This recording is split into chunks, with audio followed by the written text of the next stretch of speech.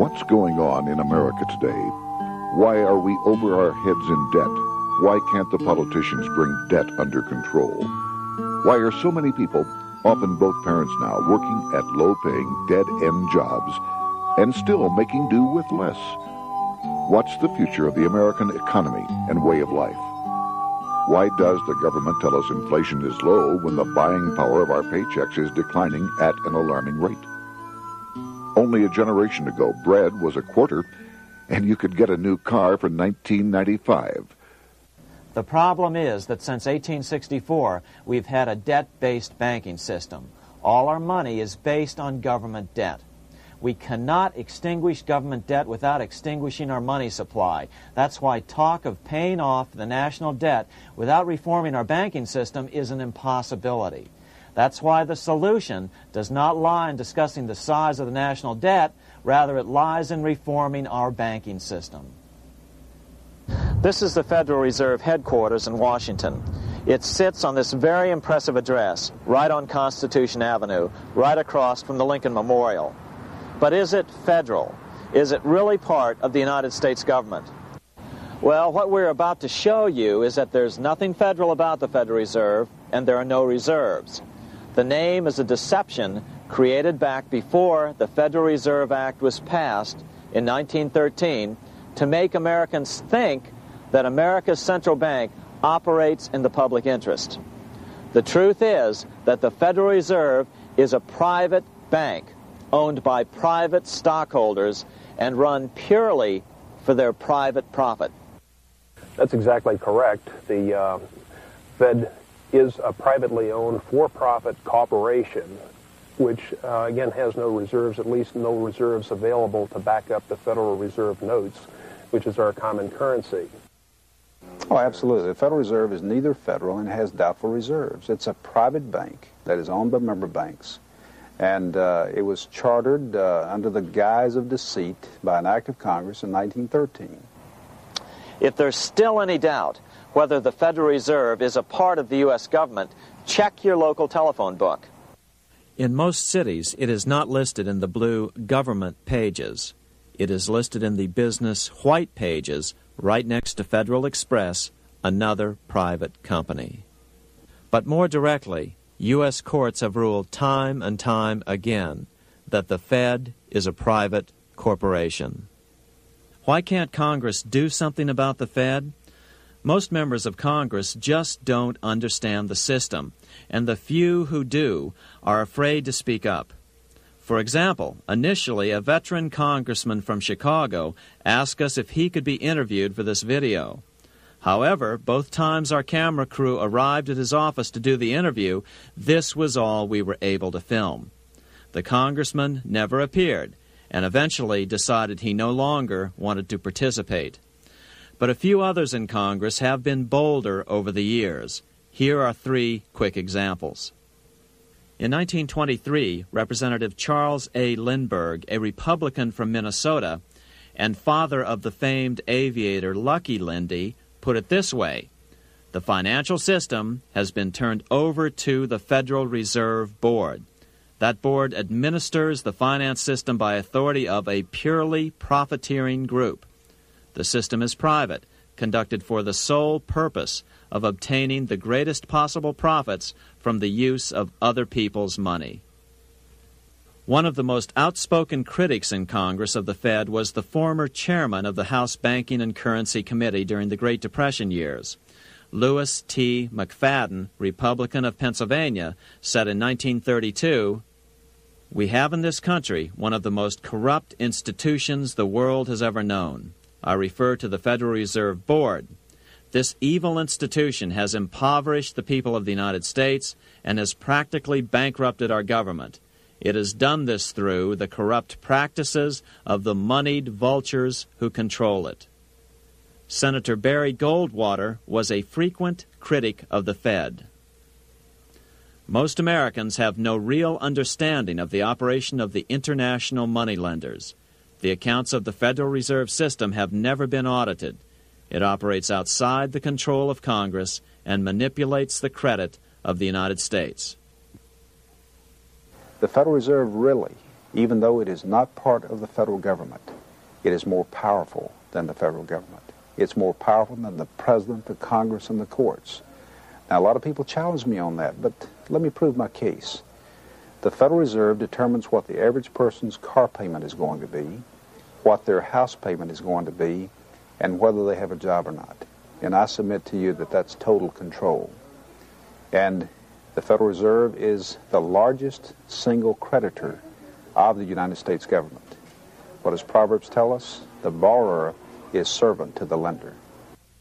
What one has to understand is that from the day the Constitution was adopted right up to today, the folks who profit from privately owned central banks, as Madison called them, the money changers, have fought a running battle for control over who gets to print America's money. Why is who prints the money so important? Think of money as just another commodity. If you have a monopoly on a commodity that everyone needs, everyone wants, and nobody has enough of, there are lots of ways to make a profit, and also exert tremendous political influence. That's what this battle is all about. Throughout the history of the United States, the money power has gone back and forth between Congress and some sort of privately owned central bank. The Founding Fathers knew the evils of a privately owned central bank.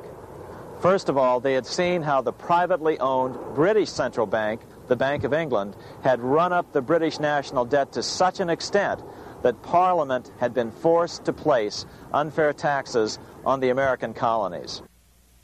In fact, as we'll see later, Ben Franklin claimed that this was the real cause of the American Revolution. Most of the Founding Fathers realized the potential dangers of banking and feared bankers' accumulation of wealth and power.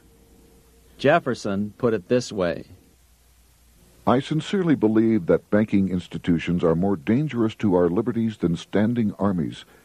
The issuing power should be taken from the banks and restored to the people to whom it properly belongs. That succinct statement of Jefferson is, in fact, the solution to all our economic problems today. It bears repeating. The issuing power should be taken from the banks and restored to the people to whom it properly belongs. James Madison, the main author of the Constitution, agreed. Interestingly, he called those behind the central bank scheme money changers. Madison strongly criticized their actions. History records that the money changers have used every form of abuse, intrigue, deceit, and violent means possible to maintain their control over governments by controlling money and its issuance. The battle over who gets to issue our money has been the pivotal issue throughout the history of the United States. Wars are fought over it, depressions are caused to acquire it. Yet after World War I, this battle was rarely mentioned in newspapers or history books. Why? By World War I, the money changers, with their dominant wealth, had seized control of most of the nation's press. Throughout U.S. history, this battle over who gets the power to issue our money has raged. In fact, it's changed hands back and forth 8 times since 1764. Yet this fact has virtually vanished from public view for over 3 generations behind a smokescreen emitted by Fed cheerleaders in the media. Until we stop talking about deficits and government spending and start talking about who controls how much money we have, it's all just a big shell game, a complete and utter deception. It won't matter if you pass an ironclad amendment to the Constitution mandating a balanced budget. Our situation is only going to get worse until we root out the cause at its source. What's the solution for our national problem? First of all, education. That's what this video presentation is all about. But secondly, we must act. We must take back the power to issue our own money. Issuing our own money is not a radical solution. I want to stress that. It's the same solution used at different points in U.S. history by men like Benjamin Franklin, Thomas Jefferson, Andrew Jackson, Martin Van Buren, and Abraham Lincoln. So, to sum it up, in 1913, Congress gave an independent central bank, deceptively named the Federal Reserve, a monopoly over issuing America's money, and the debt generated by this quasi-private corporation is what is killing the American economy. Though the Federal Reserve is now the most powerful central bank in the world, it was not the first. So where did this idea come from? To really understand the magnitude of the problem, we have to travel back to Europe. Just who are these money changers James Madison spoke of? In the Bible, 2,000 years ago, Jesus drove the money changers from the temple. It was the only time Jesus used force during his ministry. What were money changers doing in the temple? When Jews came to Jerusalem to pay their temple tax, they could only pay it with a special coin, the half shekel of the sanctuary. This was a half ounce of pure silver about this size. It was the only coin around at that time which was pure silver and of assured weight without the image of a pagan emperor. Therefore, to Jews, the half shekel was the only coin acceptable to God. But these coins were not plentiful. The money changers had cornered the market on them. Then they raised the price, just like any other commodity, to whatever the market would bear. In other words, money changers were making exorbitant profits because they held a virtual monopoly on money. The Jews had to pay whatever they demanded. To Jesus, this totally violated the sanctity of God's house.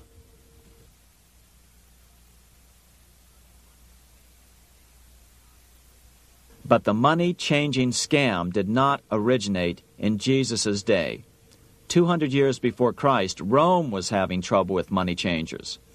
2 early Roman emperors had tried to diminish the power of the money changers by reforming usury laws and limiting land ownership to 500 acres. They were both assassinated.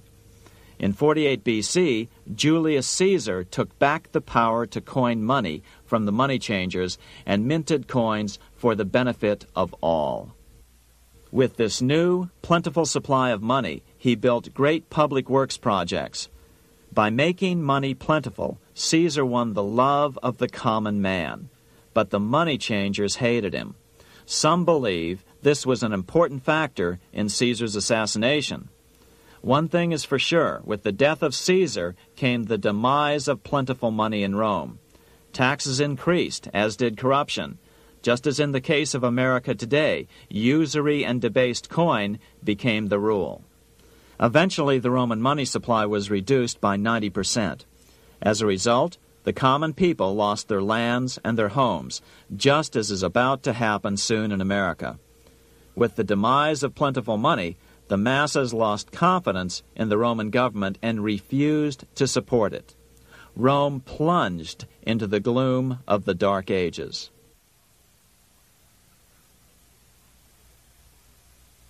A 1,000 years after the death of Christ, money changers, those who loan out and manipulate the quantity of money, were active in medieval England. In fact, they were so active that acting together, they could manipulate the entire English economy. These were not bankers per se. The money changers generally were the goldsmiths. They were the first bankers because they started keeping other people's gold for safekeeping in their vaults. The first paper money was merely a receipt for gold left at the goldsmith.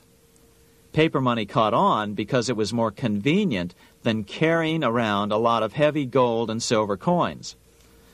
Eventually, goldsmiths noticed that only a small fraction of the depositors ever came in and demanded their gold at any one time. Goldsmiths started cheating on the system. They discovered that they could print more money than they had gold, and usually no one would be the wiser. Then they could loan out this extra money and collect interest on it.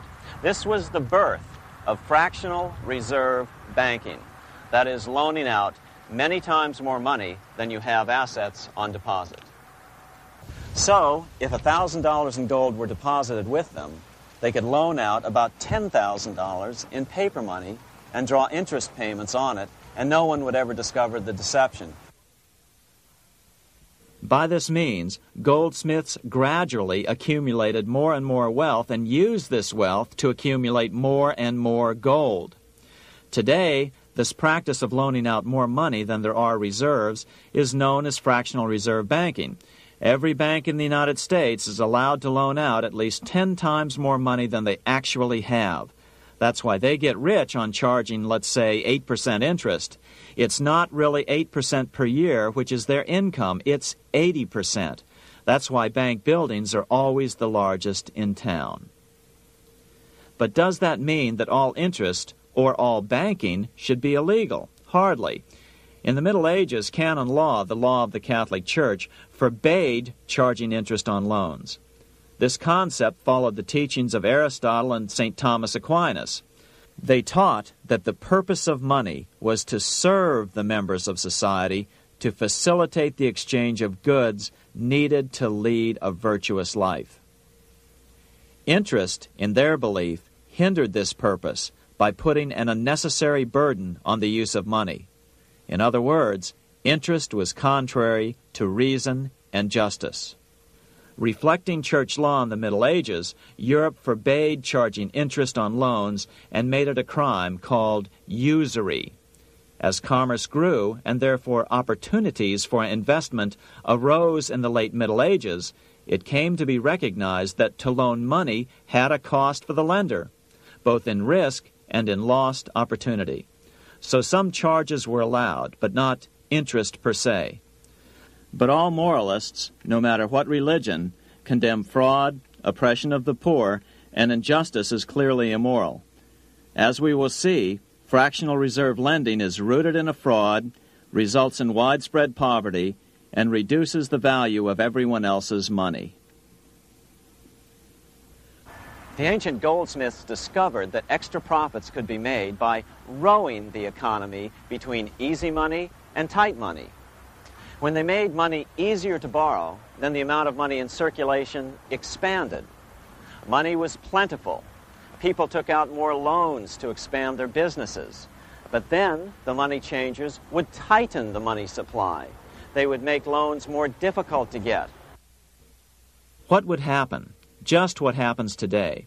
A certain percentage of people could not repay their previous loans and could not take out new loans to repay the old ones. Therefore, they went bankrupt and had to sell their assets to the goldsmiths for pennies on the dollar.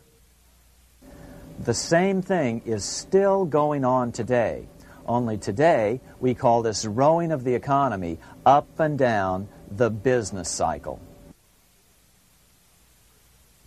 Like Julius Caesar, King Henry I of England finally resolved to take the money power away from the goldsmiths about 1100 A.D. Henry could have used anything as money, seashells, feathers, or even yak dung, as is often done in remote Tibetan provinces. But he invented one of the most unusual money systems in history. It was called the tally stick system.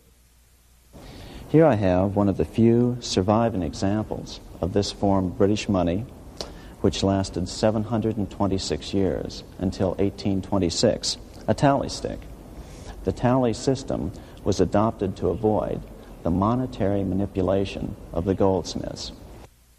Tally sticks were money fabricated out of sticks of polished wood. Notches were cut along one edge of the stick to indicate the denominations.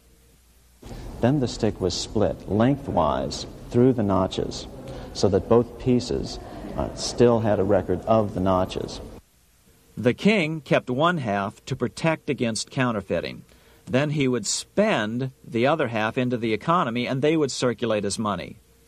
This particular tally stick is huge. It represented 25,000 pounds. One of the original stockholders in the Bank of England purchased his original shares with this stick. In other words, he bought shares in the world's richest and most powerful corporation with a stick of wood. It's ironic that after its formation in 1694, the Bank of England attacked the tally stick system because it was money outside the power of the money changers, just as King Henry had wanted it to be. Why do people accept sticks of wood for money? That's a great question. Throughout history, people traded anything they thought had value and used as money. You see, the secret is that money is only what people agree on to use as money.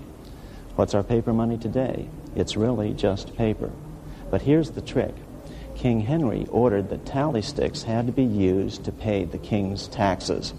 This built-in demand for tally sticks immediately made them circulate and be accepted as money. And they worked well. In fact, no other form of money has worked so well for so long as tally sticks. Keep in mind, the British Empire was built under the tally stick system.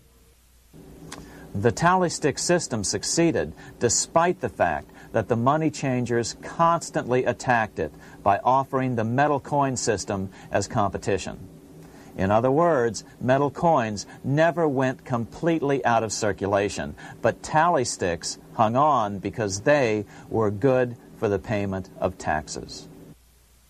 Finally, in the 1500s, King Henry VIII relaxed the laws concerning usury, and the money changers wasted no time reasserting themselves.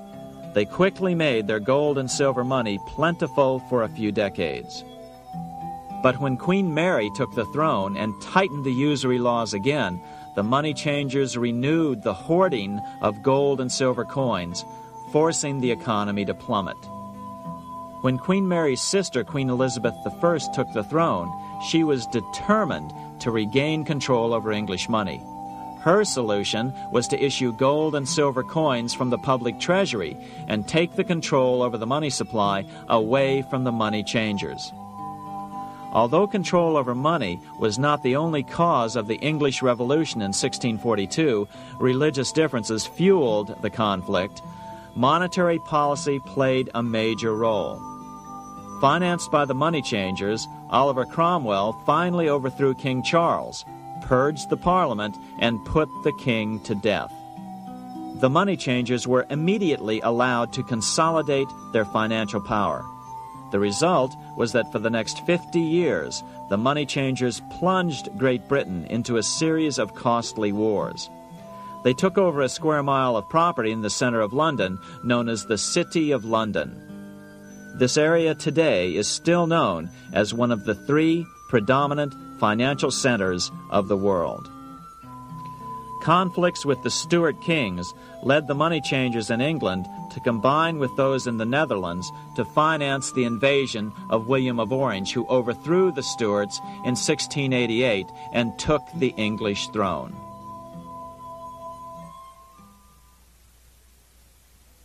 By the end of the 1600s, England was in financial ruin. 50 years of more or less continuous wars with France and Holland had exhausted her. Frantic government officials met with the money changers to beg for the loans necessary to pursue their political purposes. The price was high: a government-sanctioned, privately owned bank which could issue money created out of nothing. It was to be the modern world's first privately owned central bank, the Bank of England. Although it was deceptively called the Bank of England to make the general population think it was part of the government, it was not. Like any other private corporation, the Bank of England sold shares to get started. The investors, whose names were never revealed, were supposed to put up £1.25 million British pounds in gold coin to buy their shares in the bank, but only £750,000 was ever received. Despite that, the bank was duly chartered in 1694 and started out in the business of loaning out several times the money it supposedly had in reserves, all at interest. In exchange, the new bank would loan British politicians as much of the new currency as they wanted, as long as they secured the debt by direct taxation of the British people. So, legalization of the Bank of England amounted to nothing less than legal counterfeiting of a national currency for private gain. Unfortunately, nearly every nation now has a privately controlled central bank using the Bank of England as the basic model. Such is the power of these central banks that they soon take total control over a nation's economy. It soon amounts to nothing but a plutocracy, rule by the rich. It would be like putting control of the army in the hands of the mafia. The danger of tyranny would be extreme. Yes, we need central banks. No, we do not need them in private hands. The central bank scam is really a hidden tax. The nation sells bonds to the central bank to pay for things it does not have the political will to raise taxes to pay for. But the bonds are purchased with money the central bank creates out of nothing. More money in circulation makes your money worth less. The government gets as much money as it needs, and the people pay for it in inflation. The beauty of the plan is that not one person in 1,000 can figure it out because it's usually hidden behind complex-sounding economics gibberish. With the formation of the Bank of England, the nation was soon awash in money. Prices throughout the country doubled. Massive loans were granted for just about any wild scheme. One venture proposed to drain the Red Sea to recover gold supposedly lost when the Egyptian army drowned pursuing Moses and the Israelites. By 1698, government debt grew from the initial £1.25 million to £16 million. Naturally, taxes were increased and then increased again to pay for all of this. With the British money supply firmly in their grip, the British economy began a wild roller coaster series of booms and depressions, exactly the sort of thing a central bank claims it is determined to prevent. There are two things which I think are intrinsic not just to the Bank of England but to central banking generally. The first is an involvement in the formulation of monetary policy with the specific objective of achieving monetary stability. However, since the Bank of England took control, the British pound has rarely been stable. Now let's take a look at the role of the Rothschild family, the family said to be the wealthiest in the world.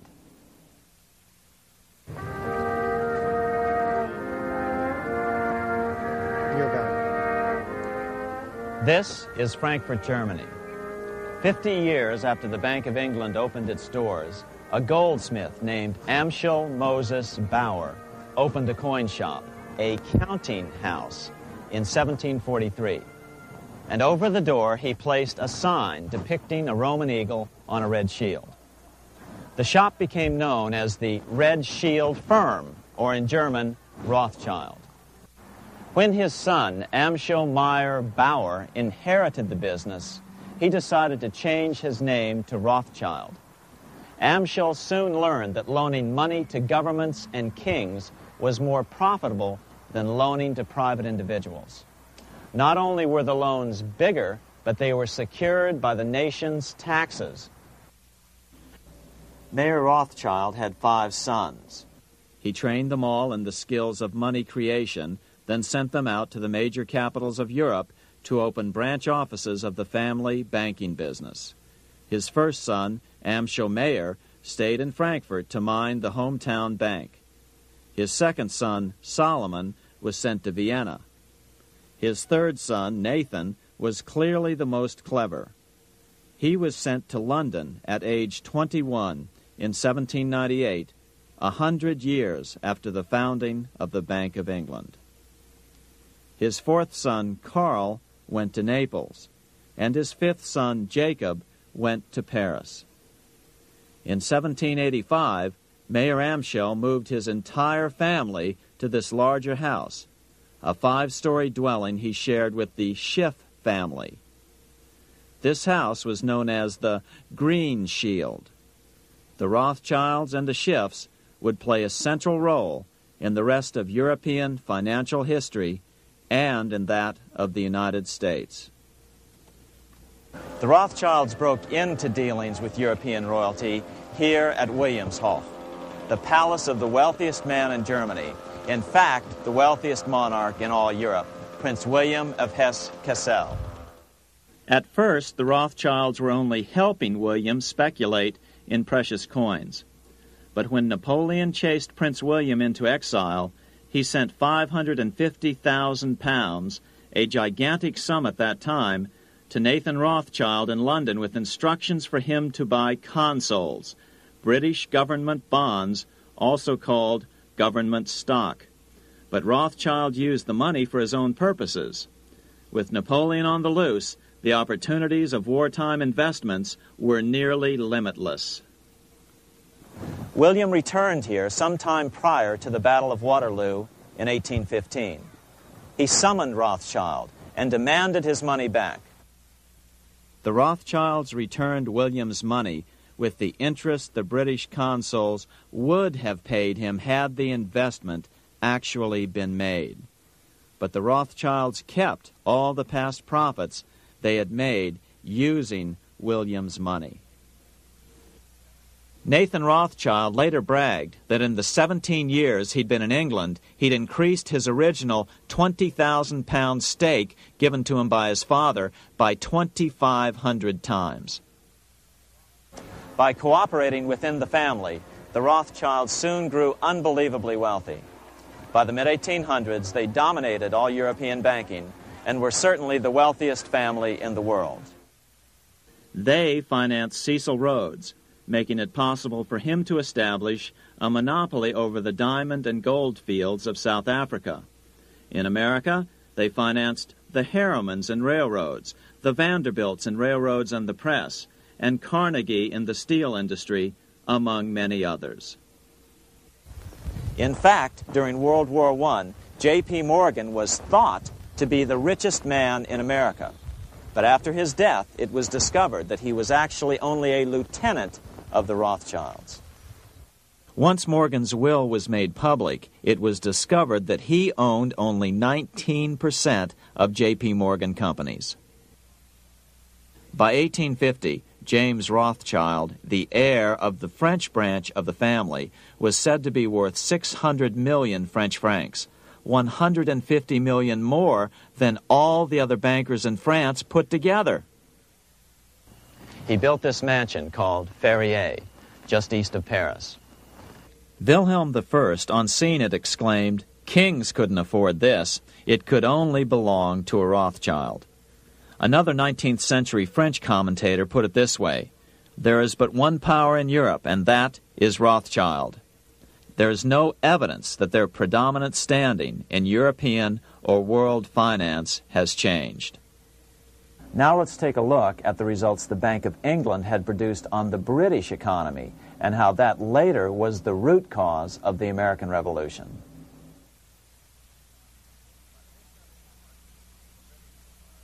By the mid-1700s, the British Empire was nearing its height of power around the world.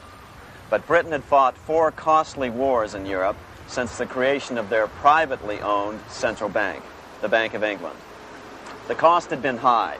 To finance these wars, the British Parliament here had borrowed heavily from the bank. By the mid-1700s, the government's debt here in Britain was £140 million, a staggering sum for those days. Consequently, the British government embarked on a program of trying to raise revenues from their American colonies in order to make their interest payments to the bank. But in America, it was a different story. The scourge of a privately owned central bank had not yet hit.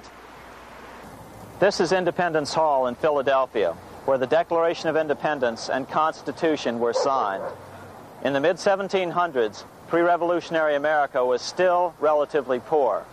There was a severe shortage of precious metal coins to trade for goods, so the early colonists were forced to experiment with printing their own homegrown paper money.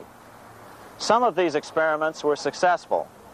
Franklin was a big supporter of the colonies printing their own paper money. In 1757, Franklin was sent to London.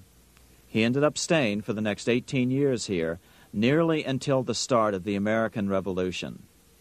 During this period, the American colonies began to issue their own money.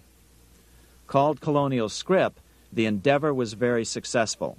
It provided a reliable medium of exchange, and it also helped to provide a feeling of unity between the colonies.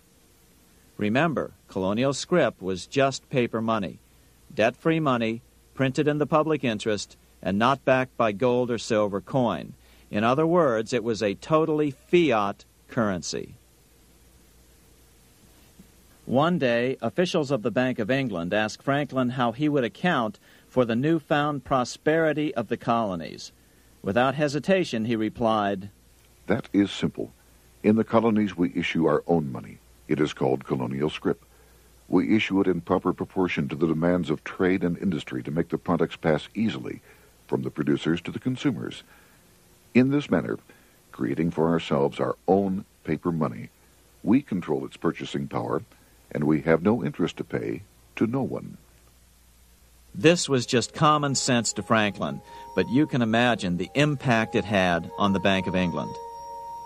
America had learned the secret of money, and that genie had to be returned to its bottle as soon as possible.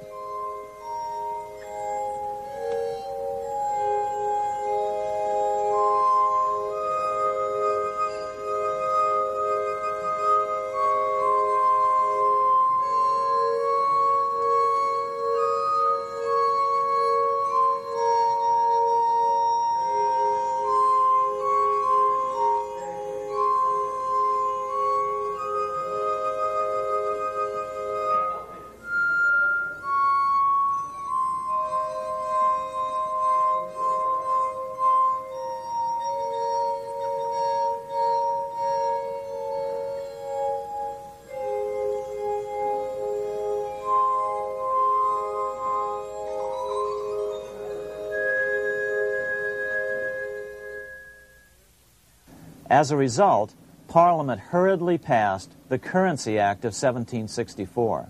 This prohibited colonial officials from issuing their own money and ordered them to pay all future taxes in gold or silver coins.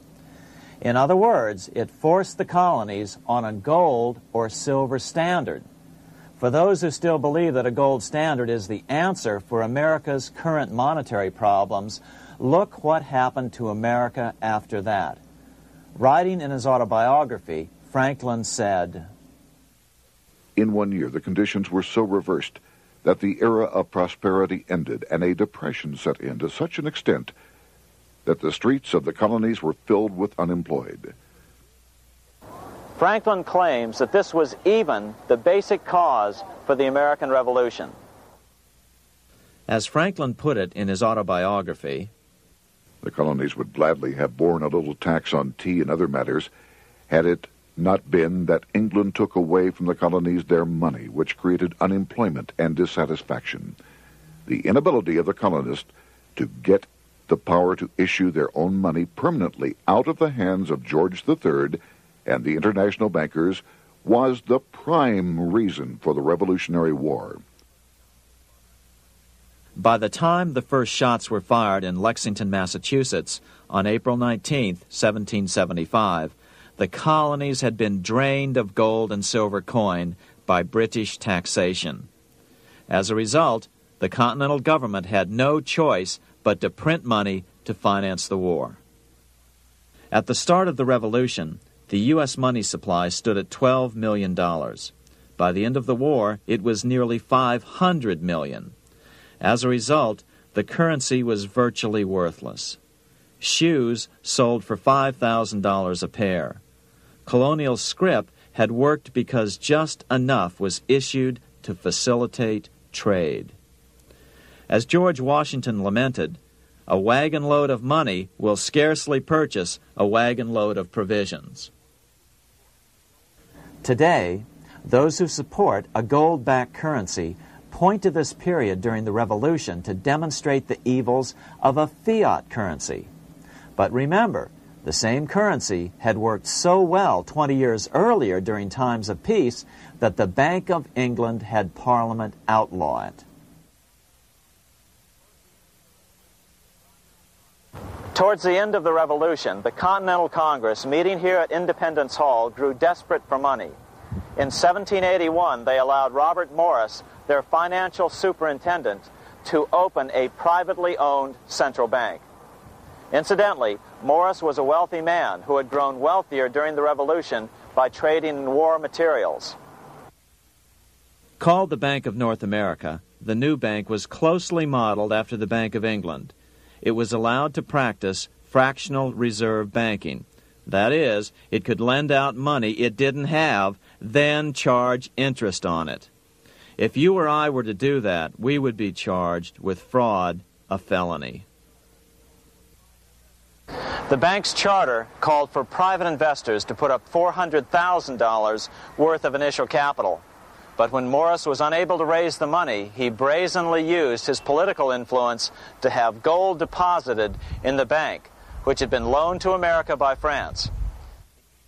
He then loaned this money to himself and his friends to reinvest in shares of the bank.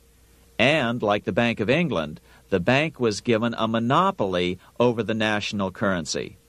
Soon the dangers became clear. The value of American currency continued to plummet. So, 4 years later, in 1785, the bank's charter was not renewed. The leader of the effort to kill the bank, William Findley of Pennsylvania, explained the problem this way, quote, "This institution, having no principle but that of avarice, will never be varied in its object, to engross all the wealth, power, and influence of the state." The men behind the Bank of North America, Alexander Hamilton, Robert Morris, and the bank's president, Thomas Whiling, did not give up. Only 6 years later, Hamilton, then Secretary of the Treasury, and his mentor, Morris, rammed a new privately owned central bank through the new Congress. Called the first bank of the United States, Thomas Whiling again served as the bank's president. The players were the same, only the name of the bank was changed.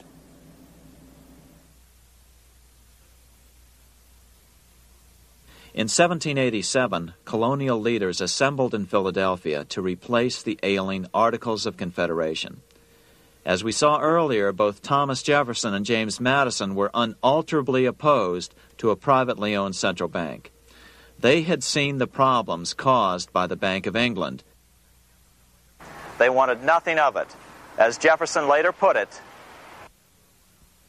"If the American people ever allow private banks to control the issue of their currency, first by inflation, then by deflation, the banks and the corporations which grow up around them will deprive the people of all property until their children wake up homeless on the continent their fathers conquered." during the debate over the future monetary system, another one of the founding fathers, Gouverneur Morris, castigated the motivations of the owners of the Bank of North America. Gouverneur Morris headed the committee that wrote the final draft of the Constitution. Morris knew the motivations of the bank well. Along with his old boss, Robert Morris, Gouverneur Morris and Alexander Hamilton were the ones who had presented the original plan for the Bank of North America to the Continental Congress in the last year of the Revolution. In a letter he wrote to James Madison on July 2nd, 1787, Gouverneur Morris revealed what was really going on. The rich will strive to establish their dominion and enslave the rest. They always did. They always will. They will have the same effect here as elsewhere if we do not, by the power of government, keep them in their proper spheres. Despite the defection of Gouverneur Morris from the ranks of the bank, Hamilton, Robert Morris, Thomas Whiling, and their European backers were not about to give up. They convinced the bulk of the delegates to the Constitutional Convention to not give Congress the power to issue paper money. Most of the delegates were still reeling from the wild inflation of the paper currency during the Revolution. They had forgotten how well colonial scrip had worked before the war. But the Bank of England had not. The money changers could not stand to have America printing her own money again. So the Constitution is silent on the matter. This grievous defect left the door wide open for the money changers, just as they had planned.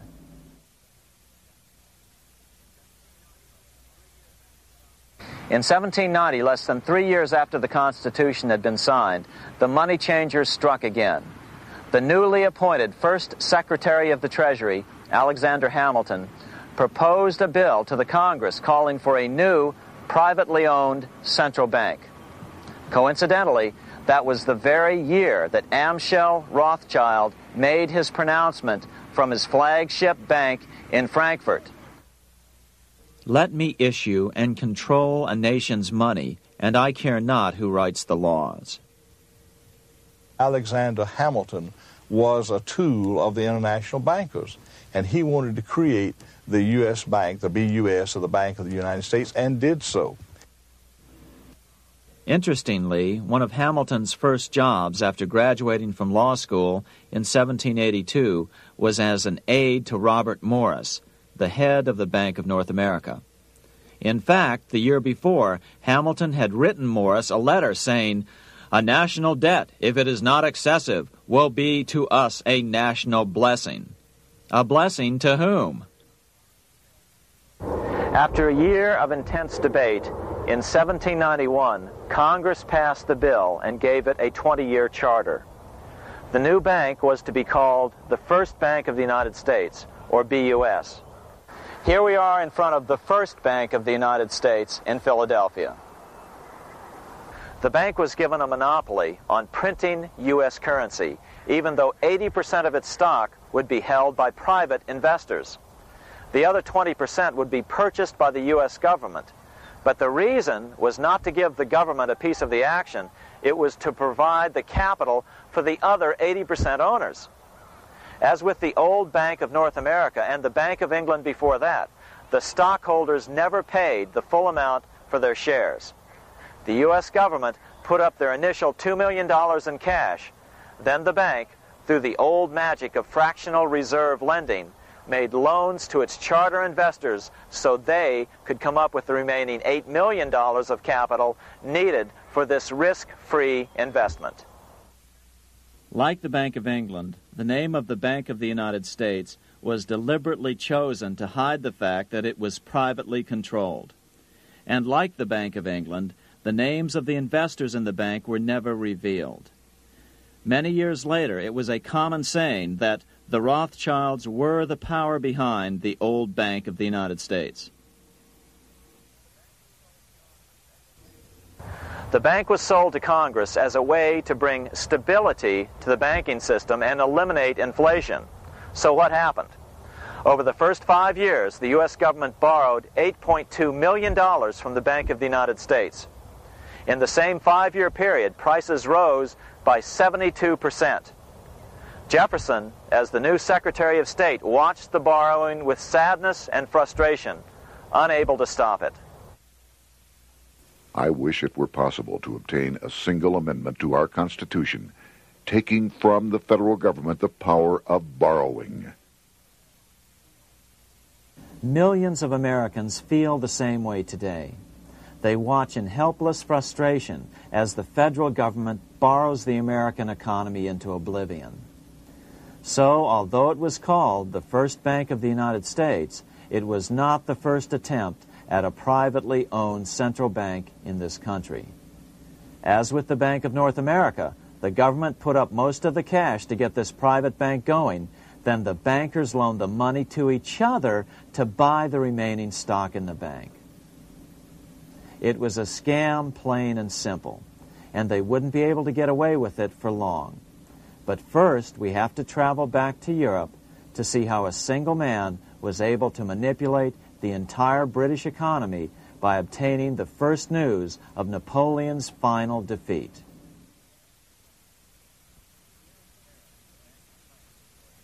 Here in Paris, the Bank of France was organized in 1800, just like the Bank of England. But Napoleon decided France had to break free of debt, and he never trusted the Bank of France. He declared that when a government is dependent upon bankers for money, the bankers, not the leaders of the government, are in control. The hand that gives is above the hand that takes. Money has no motherland. Financiers are without patriotism and without decency. Their sole object is gain. Back in America, unexpected help was about to arrive. In 1800, Thomas Jefferson narrowly defeated John Adams to become the third president of the United States. By 1803, Jefferson and Napoleon had struck a deal. The U.S. would give Napoleon $3 million in gold in exchange for a huge chunk of territory west of the Mississippi River, the Louisiana Purchase. With that $3 million, Napoleon quickly forged an army and set off across Europe, conquering everything in his path. But the Bank of England quickly rose to oppose him. They financed every nation in his path, reaping the enormous profits of war. Prussia, Austria, and finally Russia all went heavily into debt in a futile attempt to stop Napoleon. 4 years later, with the main French army in Russia, 30-year-old Nathan Rothschild, the head of the London office of the Rothschild family, personally took charge of a bold plan to smuggle a much-needed shipment of gold right through France to finance an attack by the Duke of Wellington from Spain. Nathan later bragged at a dinner party in London that it was the best business he'd ever done. Little did he know that he would do much better business in the near future. Wellington's attacks from the south and other defeats eventually forced Napoleon to abdicate, and Louis XVIII was crowned king. Napoleon was exiled to Elba, a tiny island off the coast of Italy, supposedly exiled from France forever. While Napoleon was in exile on Elba, temporarily defeated by England with the financial help of the Rothschilds, America was trying to break free of its central bank as well.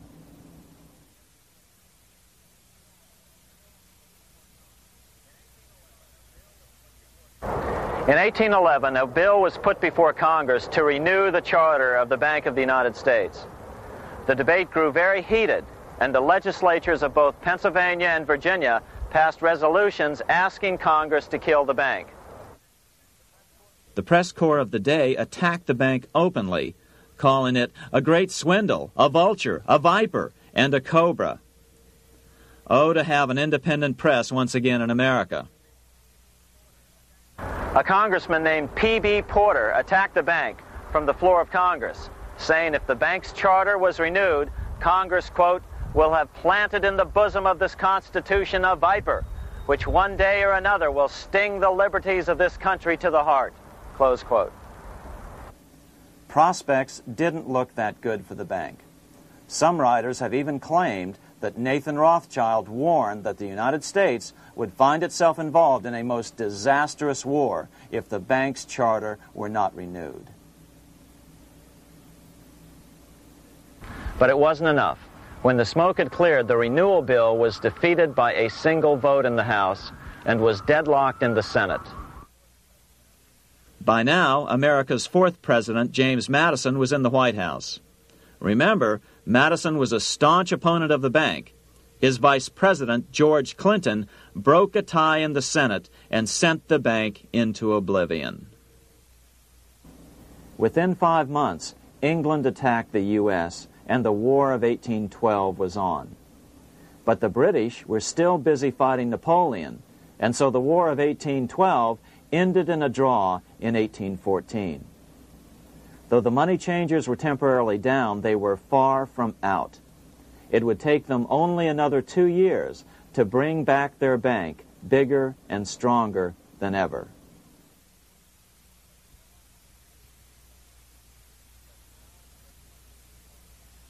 But now let's return to Napoleon, because nothing else in history more aptly demonstrates the ingenuity of the Rothschild family than their control of the British stock market after Waterloo. In 1815, a year after the end of the War of 1812 in America, Napoleon escaped his exile and returned to Paris. French troops were sent out to capture him, but such was his charisma that the soldiers rallied around their old leader and hailed him as their emperor once again. In March of 1815, Napoleon equipped an army which Britain's Duke of Wellington defeated less than 90 days later at Waterloo. Some writers claim Napoleon borrowed £5 million from the Bank of England to rearm, but it appears these funds actually came from the Ouvard banking house in Paris. Nevertheless, from about this point on, it was not unusual for privately controlled central banks to finance both sides in a war. Why would a central bank finance opposing sides in a war? Because war is the biggest debt generator of them all. A nation will borrow any amount for victory. The ultimate loser is loaned just enough to hold out the vain hope of victory, and the ultimate winner is given enough to win. Besides, such loans are usually conditioned upon the guarantee that the victor will honor the debts of the vanquished.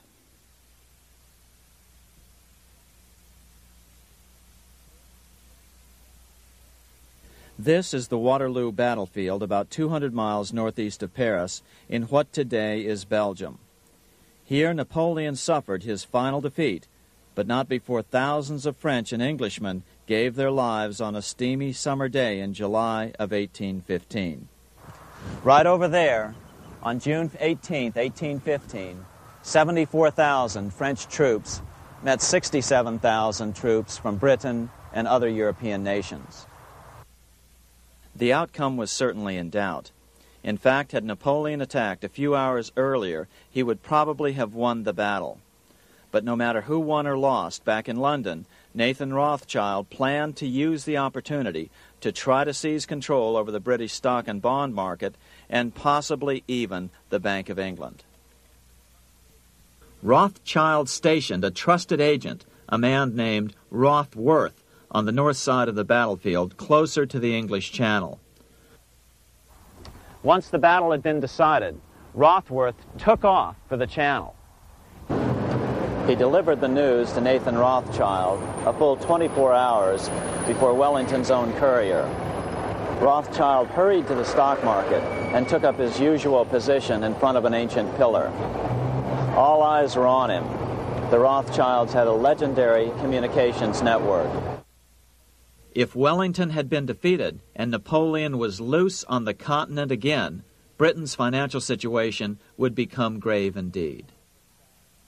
Rothschild looked saddened. He stood there motionless, eyes downcast.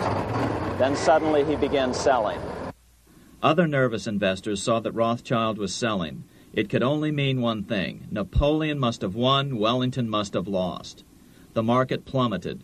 Soon everyone was selling their consols, their British government bonds, and prices dropped sharply. But then Rothschild started secretly buying up the consols through his agents for only a fraction of their worth hours before. Myths, legends, you say? 100 years later, the New York Times ran a story which said that Nathan's grandson had attempted to secure a court order to suppress a book with this stock market story in it. The Rothschild family claimed the story was untrue and libelous, but the court denied the Rothschilds' request and ordered the family to pay all court costs. What's even more interesting about this story is that some authors claim that the day after the Battle of Waterloo, in a matter of hours, Nathan Rothschild came to dominate not only the bond market, but the Bank of England as well. Whether or not the Rothschild family seized control of the Bank of England, the first privately owned central bank in a major European nation and the wealthiest, one thing is certain. By the mid-1800s, the Rothschilds were the richest family in the world, bar none. They dominated the new government bond markets and branched into other banks and industrial concerns. In fact, the rest of the 19th century was known as the Age of the Rothschilds. Despite this overwhelming wealth, the family has generally cultivated an aura of invisibility.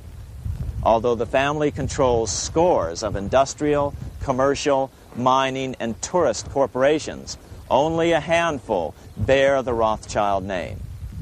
By the end of the 19th century, one expert estimated that the Rothschild family controlled half the wealth of the world. Whatever the extent of their vast wealth, it is reasonable to assume that their percentage of the world's wealth has increased since then. But since the turn of the century, the Rothschilds have cultivated the notion that their power has somehow waned even as their wealth increases.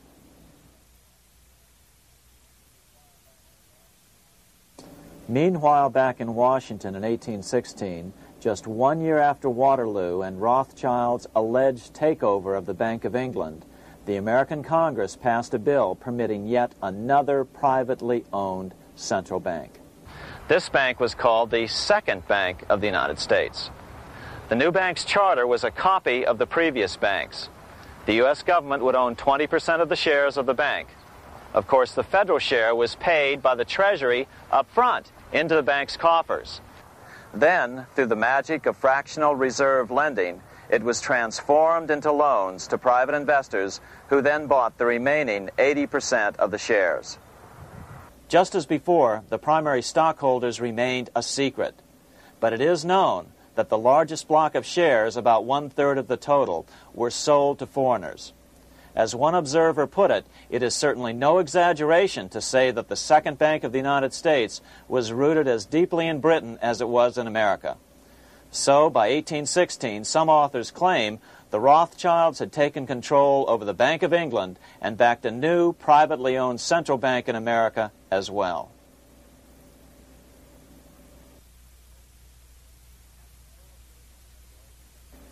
After 12 years of manipulations of the U.S. economy on the part of the Second Bank of the U.S., the American people had had just about enough.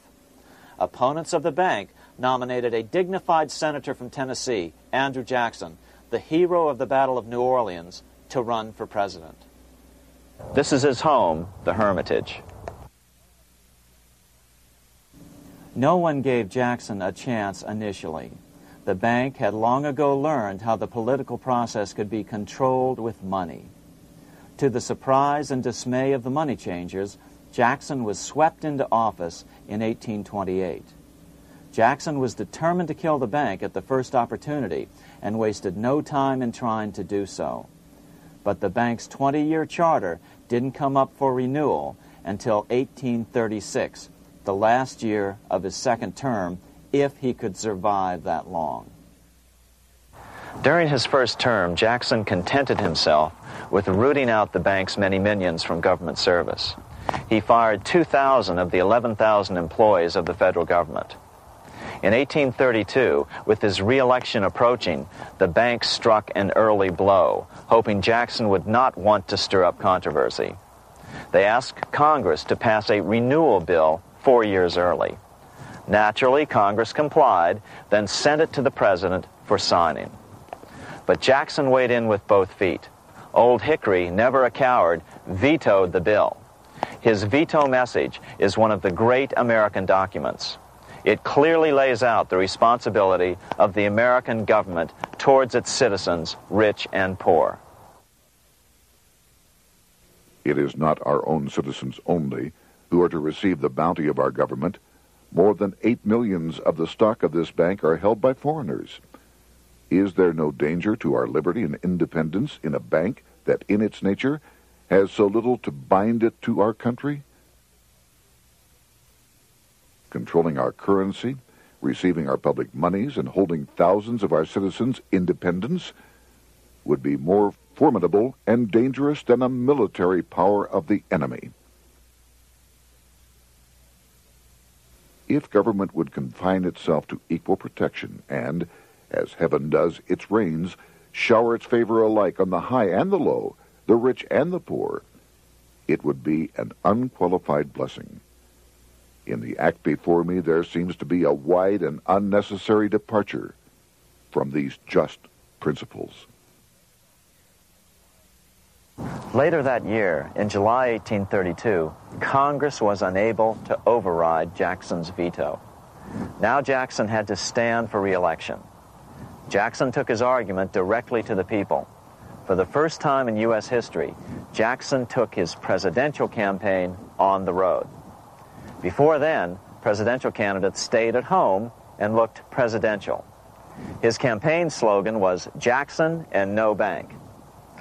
The National Republican Party ran Senator Henry Clay against Jackson. Despite the fact that the bankers poured over $3 million into Clay's campaign, Jackson was reelected by a landslide in November of 1832. Despite his presidential victory, Jackson knew the battle was only beginning. "The hydra of corruption is only scotched, not dead," said the newly elected president. Jackson ordered his new Secretary of Treasury, Lewis McLean, to start removing the government's deposits from the second bank and start placing them in state banks. But McLean refused to do so. Jackson fired him and appointed William J. Duane as the new Secretary of the Treasury. Duane also refused to comply with the president's requests, and so Jackson fired him as well and then appointed Roger B. Taney to the office. Taney did withdraw government funds from the bank starting on October 1st, 1833. Jackson was jubilant. "I have it chained. I'm ready with screws to draw every tooth and then the stumps." But the bank was not yet done fighting. Its head, Nicholas Biddle, used his influence to get the Senate to reject Taney's nomination. Then, in a rare show of arrogance, Biddle threatened to cause a depression if the bank was not rechartered. This worthy president thinks that because he has scalped Indians and imprisoned judges, he is to have his way with the bank. He is mistaken. Next, in an unbelievable fit of honesty for a central banker, Biddle admitted that the bank was going to make money scarce to force Congress to restore the bank. Nothing but widespread suffering will produce any effect on Congress. Our only safety is in pursuing a steady course of firm restriction, and I have no doubt that such a course will ultimately lead to restoration of the currency and the recharter of the bank. What a stunning revelation. Here was the pure truth, revealed with shocking clarity. Biddle intended to use the money contraction power of the bank to cause a massive depression until America gave in. Unfortunately, this has happened time and time again throughout U.S. history and is about to happen again in today's world. Nicholas Biddle made good on his threat. The bank sharply contracted the money supply by calling in old loans and refusing to extend new ones. A financial panic ensued, followed by a deep depression. Naturally, Biddle blamed Jackson for the crash, saying that it was caused by the withdrawal of federal funds from the bank. Unfortunately, his plan worked well. Wages and prices sagged. Unemployment soared along with business bankruptcies. The nation quickly went into an uproar. Newspaper editors blasted Jackson in editorials. The bank threatened to withhold payments, which then could be made directly to key politicians for their support. Within only months, Congress assembled in what was called the panic session. 6 months after he had withdrawn funds from the bank, Jackson was officially censured by a resolution which passed the Senate by a vote of 26 to 20. It was the first time a president had ever been censured by Congress. Jackson lashed out at the bank. "You are a den of vipers. I intend to rout you out, and by eternal God, I will rout you out." America's fate teetered on a knife edge. If Congress could muster enough votes to override Jackson's veto, the bank would be granted another 20-year monopoly or more over America's money, time enough to consolidate its already great power. Then a miracle occurred. The governor of Pennsylvania came out supporting President Jackson and strongly criticized the bank. On top of that, Biddle had been caught boasting in public about the bank's plan to crash the economy. Suddenly, the tide shifted. In April of 1834, the House of Representatives voted 134 to 82 against rechartering the bank. This was followed up by an even more lopsided vote to establish a special committee to investigate whether the bank had caused the crash. When the investigating committee arrived at the bank's door in Philadelphia, armed with a subpoena to examine the books, Biddle refused to give them up. Nor would he allow inspection of correspondence with congressmen relating to their personal loans and advances he'd made to them. He also refused to testify before the committee back in Washington.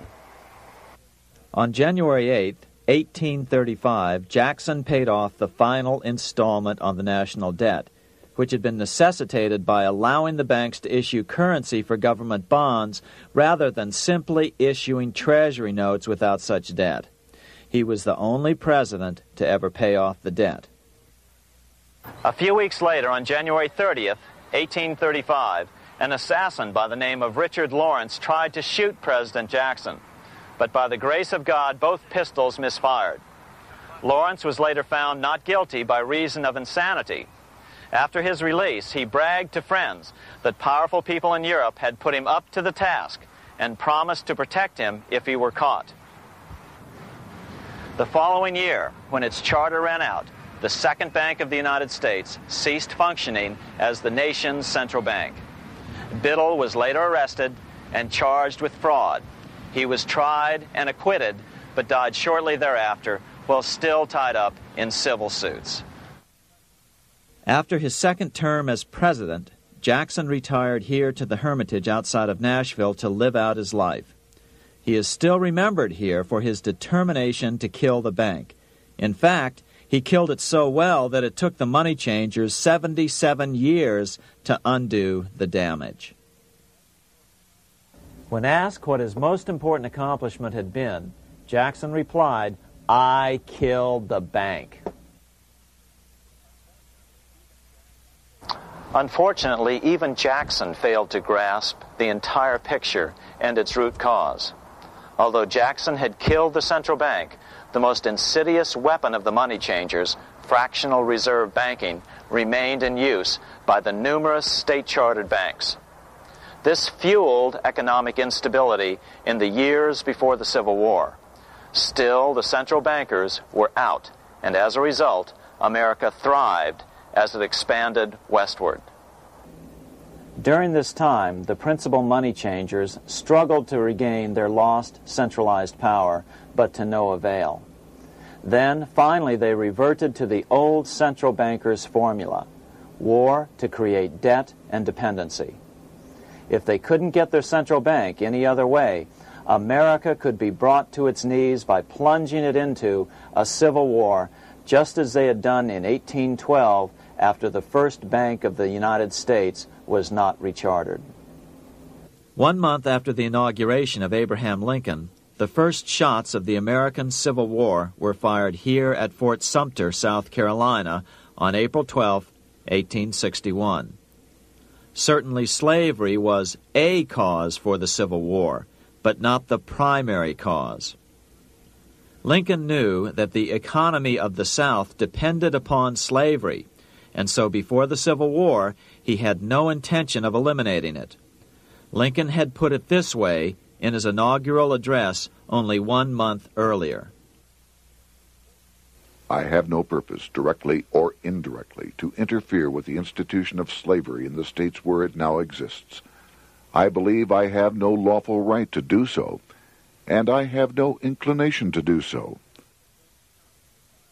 Even after the first shots were fired here at Fort Sumter, Lincoln continued to insist that the Civil War was not about the issue of slavery. My paramount objective is to save the Union, and it is not either to save or destroy slavery. If I could save the Union without freeing any slave, I would do it.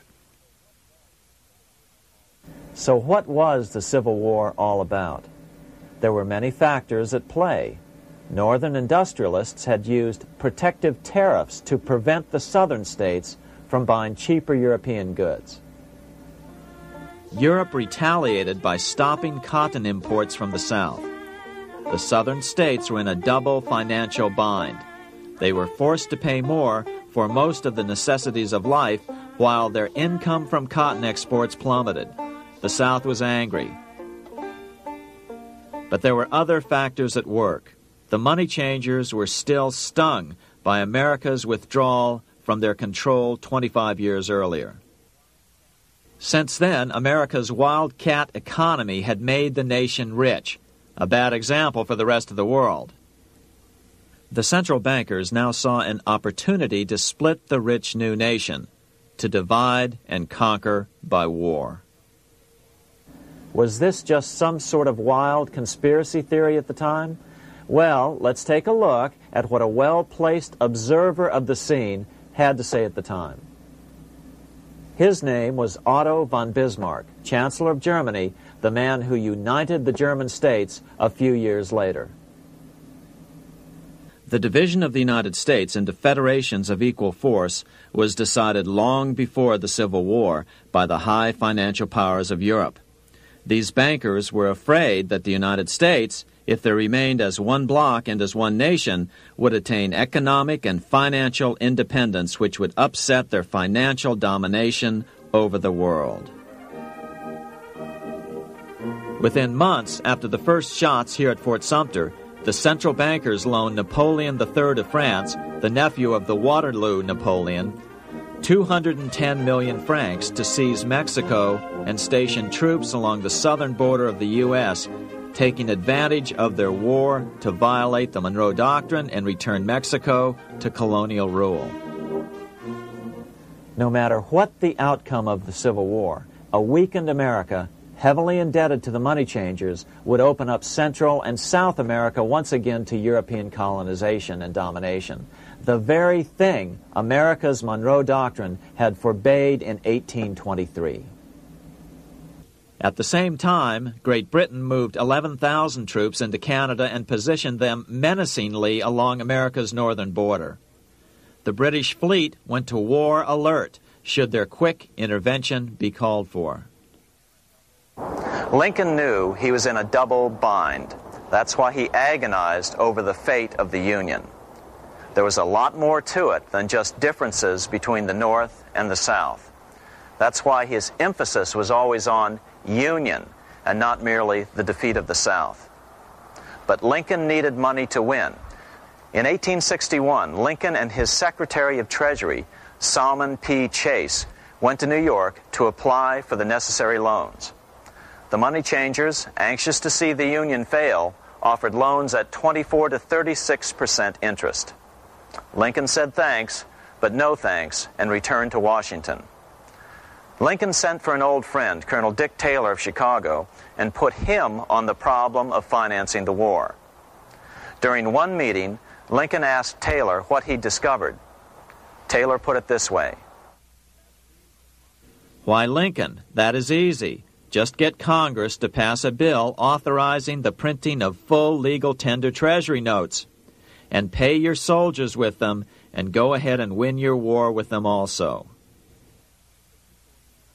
When Lincoln asked if the people of the United States would accept the notes, Taylor said, "The people, or anyone else, will not have any choice in the matter if you make them full legal tender. They will have the full sanction of the government and be just as good as any money, as Congress is given that express right by the Constitution." So that's exactly what Lincoln did. In 1862-63, he printed up $450 million worth of the new bills. In order to distinguish them from other banknotes in circulation, he printed them in green ink on the back side.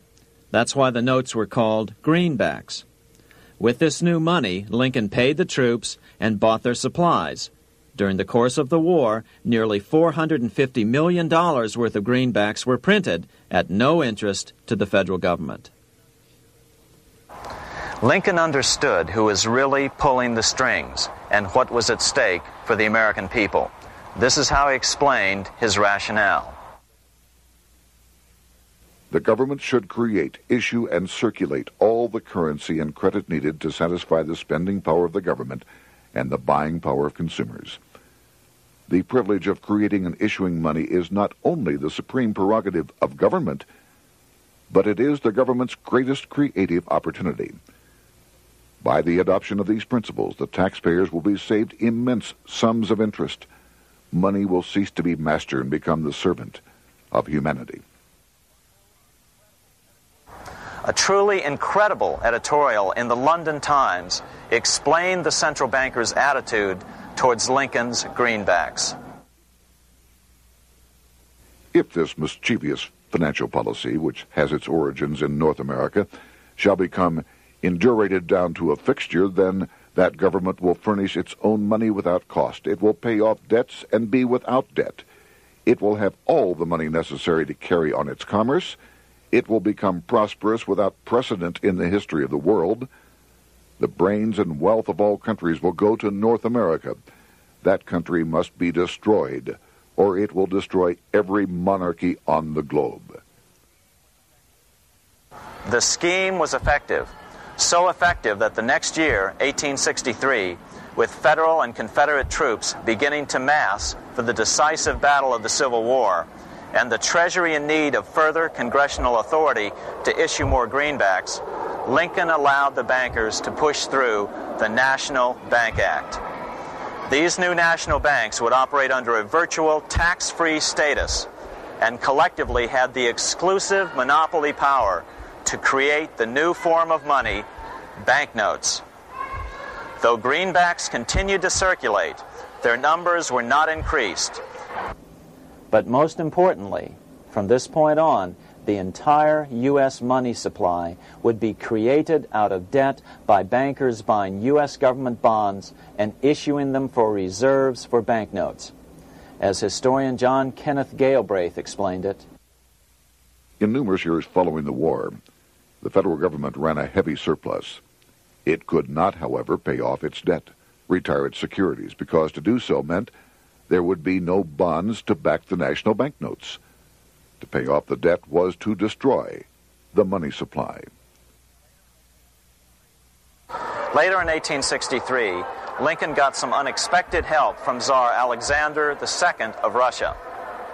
The Tsar, like Bismarck in Germany, knew what the international money changers were up to and had steadfastly refused to let them set up a central bank in Russia. If America survived and was able to remain out of their clutches, the Tsar's position would remain secure. If the bankers were successful at dividing America and giving the pieces back to Great Britain and France, both nations under control of their central banks, eventually they would threaten Russia again. So the Tsar gave orders that if either England or France actively intervened and gave aid to the South, Russia would consider such action as a declaration of war. He did the same with part of his Pacific Fleet and sent them to port in San Francisco.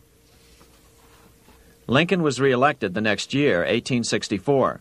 Had he lived, he would surely have killed the national bank's money monopoly extracted from him during the war. On November 21, 1864, he wrote a friend the following: The money power preys upon the nation in times of peace and conspires against it in times of adversity. It is more despotic than monarchy, more insolent than autocracy, more selfish than bureaucracy. Shortly before Lincoln was murdered, his former Secretary of Treasury, Salmon P. Chase, bemoaned his role in helping secure the passage of the National Banking Act only 1 year earlier. My agency in promoting the passage of the National Banking Act was the greatest financial mistake in my life. It has built up a monopoly which affects every interest in the country. On April 14, 1865, 41 days after his second inauguration and just 5 days after Lee surrendered to Grant at Appomattox, Lincoln was shot by John Wilkes Booth at Ford's Theater. Bismarck, Chancellor of Germany, lamented the death of Abraham Lincoln. The death of Lincoln was a disaster for Christendom. There was no man in the United States great enough to wear his boots. I fear that foreign bankers, with their craftiness and tortuous tricks, will entirely corrupt the exuberant riches of America and use it systematically to corrupt modern civilization. They will not hesitate to plunge the whole of Christendom into wars and chaos in order that the earth should become their inheritance. Bismarck well understood the money changers' plan. Allegations that international bankers were responsible for Lincoln's assassination surfaced in Canada 70 years later in 1934. Gerald G. McGeer, a popular and well-respected Canadian attorney, revealed this stunning charge in a 5-hour speech before the Canadian House of Commons, blasting Canada's debt-based money system. Remember, it was 1934, the height of the Great Depression, which was ravaging Canada as well. McGeer had obtained evidence deleted from the public record, provided to him by Secret Service agents at the trial of John Wilkes Booth, after Booth's death. McGeer said it showed that Booth was a mercenary working for the international bankers. According to an article in the Vancouver Sun of May 2, 1934, Abraham Lincoln, the martyred emancipator of the slaves, was assassinated through the machinations of a group representative of the international bankers who feared the United States president's national credit ambitions. There was only one group in the world at that time who had any reason to desire the death of Lincoln.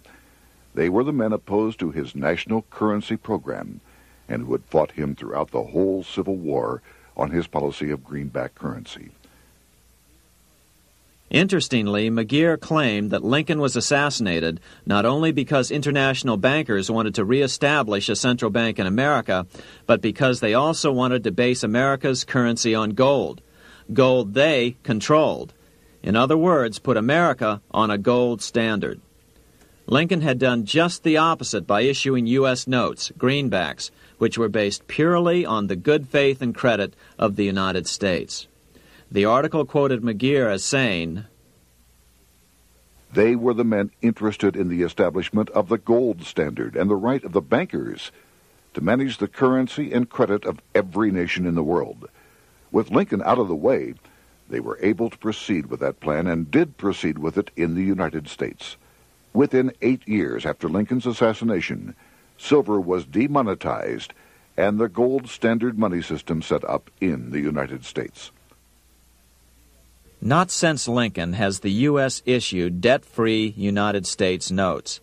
These red-sealed bills, which were issued in 1963, were not a new issue from President Kennedy, but merely the old greenbacks reissued year after year. In another act of folly and ignorance, the 1994 Regal Act actually authorized the replacement of Lincoln's greenbacks with debt-based notes. In other words, greenbacks were in circulation in the United States until 1994. Why was silver bad for the bankers and gold good? Simple. Because silver was plentiful in the United States. It was very hard to control. Gold was, and always has been, scarce. Throughout history, it has been relatively easy to monopolize gold, but silver has historically been 15 times more plentiful. With Lincoln out of the way, the money changers' next objective was to gain complete control over America's money. This was no easy task. With the opening of the American West, silver had been discovered in huge quantities.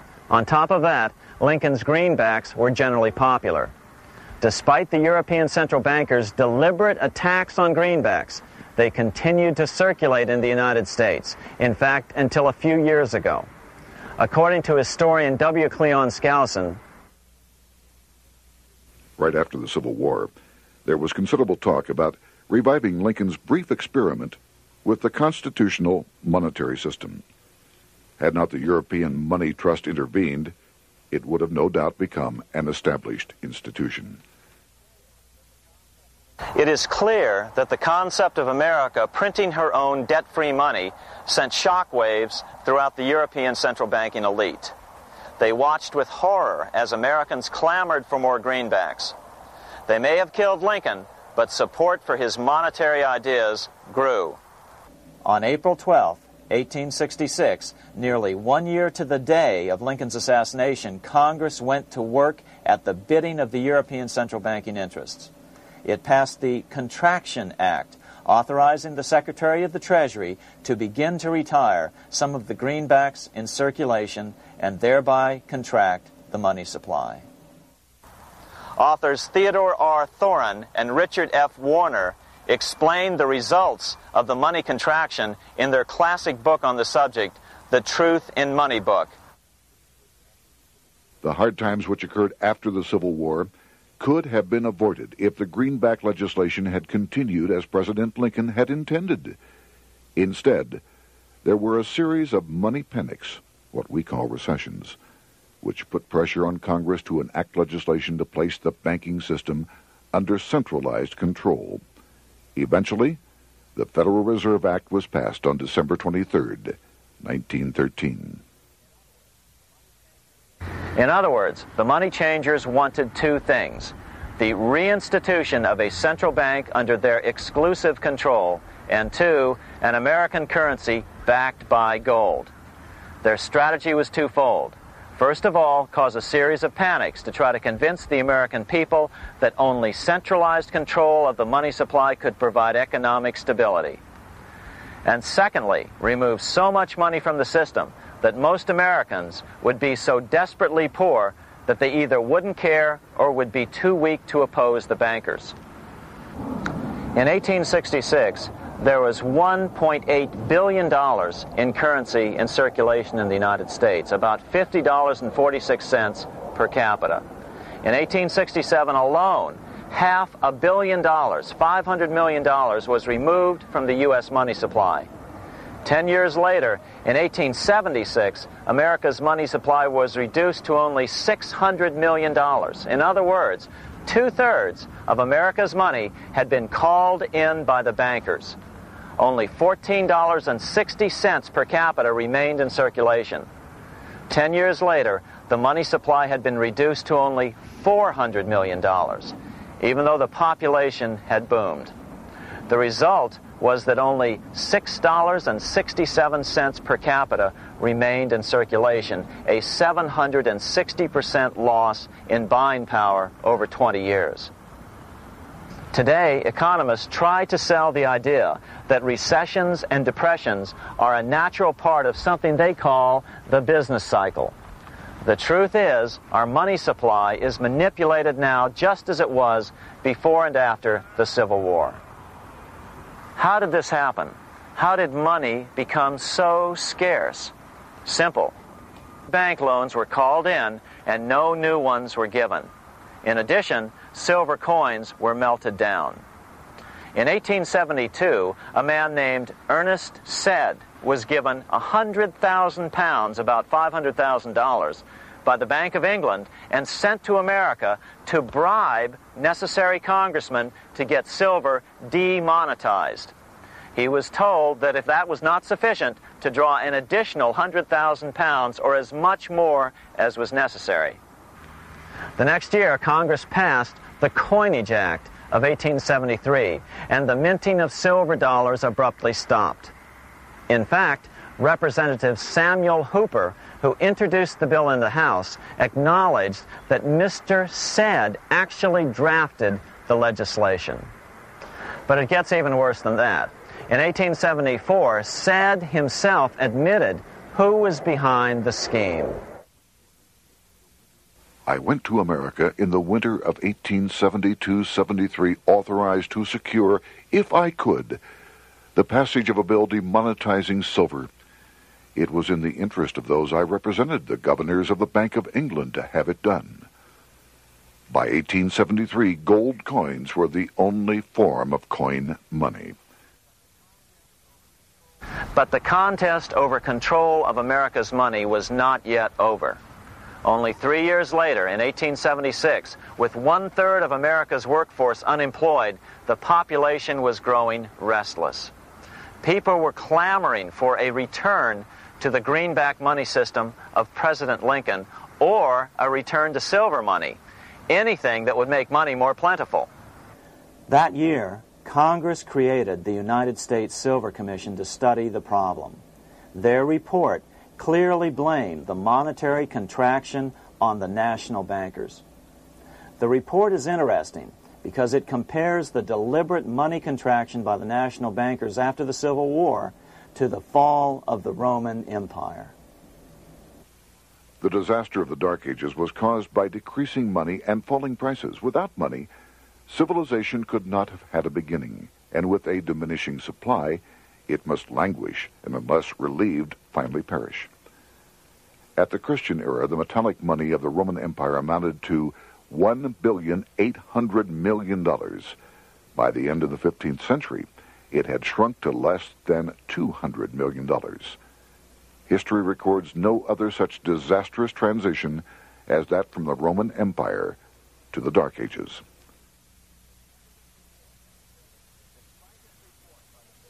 Despite this report by the Silver Commission, Congress took no action. The next year, 1877, riots broke out from Pittsburgh to Chicago.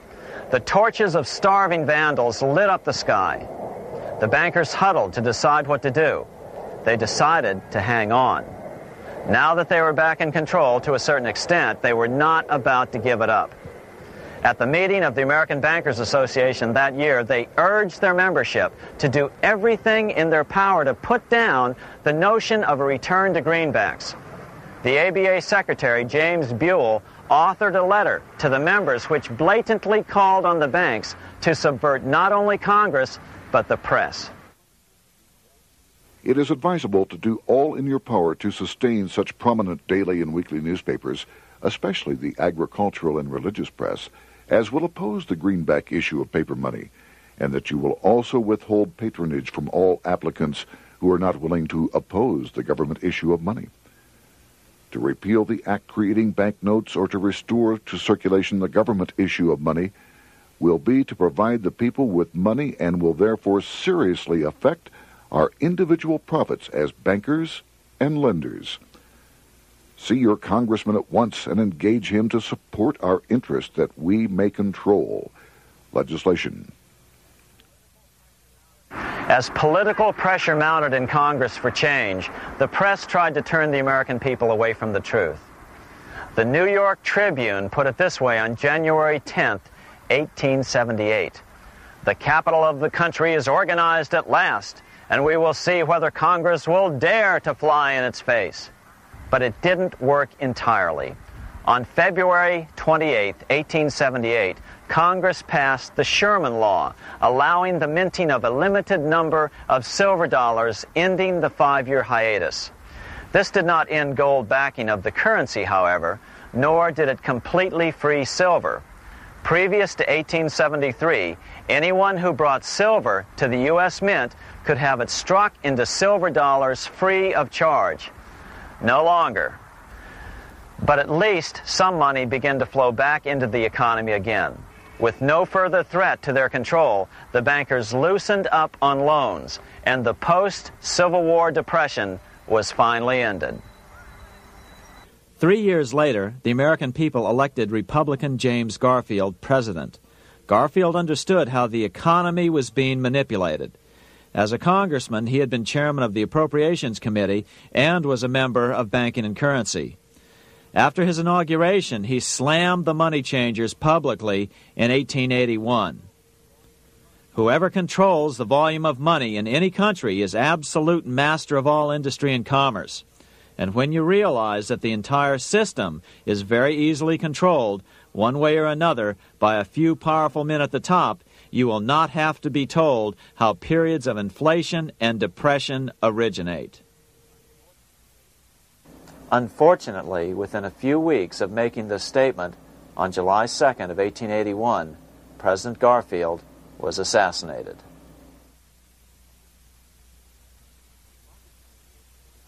The money changers were gathering strength fast. They began a periodic fleecing of the flock, as they called it, by creating economic booms followed by further depressions so they could buy up thousands of homes and farms for pennies on the dollar. In 1891, the money changers prepared to take the American economy down again, and their methods and motives were laid out with shocking clarity in a memo sent out by the American Bankers Association, the ABA, an organization in which most bankers were members. Notice that this memo called for bankers to create a depression on a certain date 3 years in the future. According to the Congressional Record, here's how it read in part. On September 1st, 1894, we will not renew our loans under any consideration. On September 1st, we will demand our money.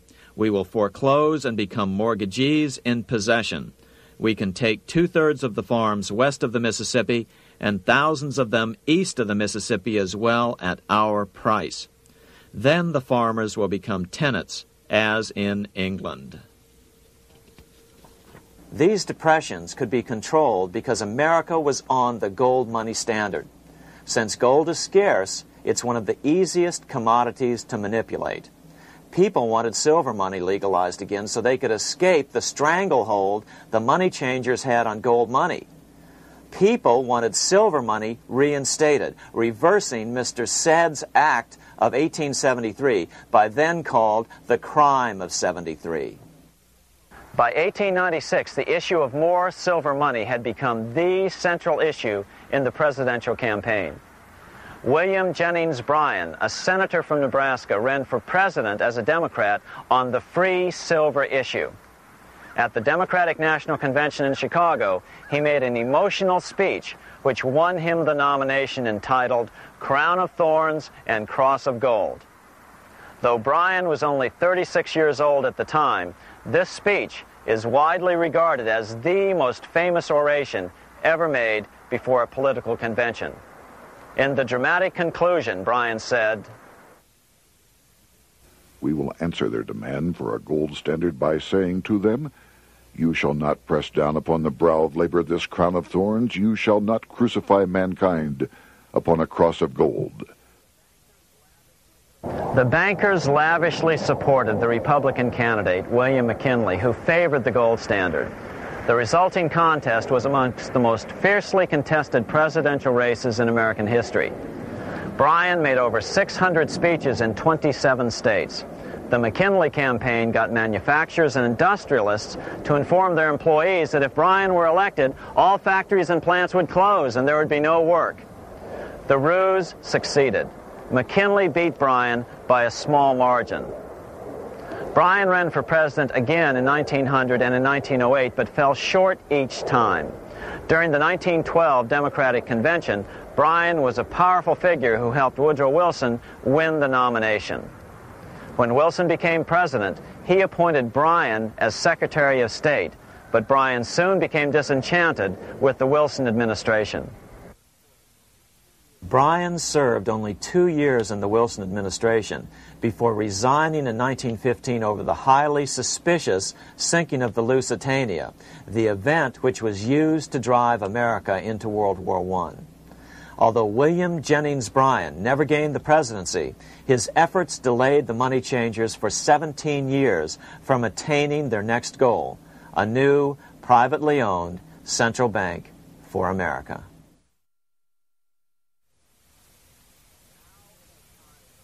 Now it was time for the money changers to get back to the business of a new private central bank for America. During the early 1900s, men like J.P. Morgan led the charge. One final panic would be necessary to focus the nation's attention on the supposed need for a central bank. The rationale was that only a central bank can prevent bank failures. Morgan was clearly the most powerful banker in America and a suspected agent for the Rothschilds. Morgan had helped finance John D. Rockefeller's Standard Oil empire. He had also helped finance the monopolies of Edward Harriman in railroads, of Andrew Carnegie in steel, and of others in numerous industries.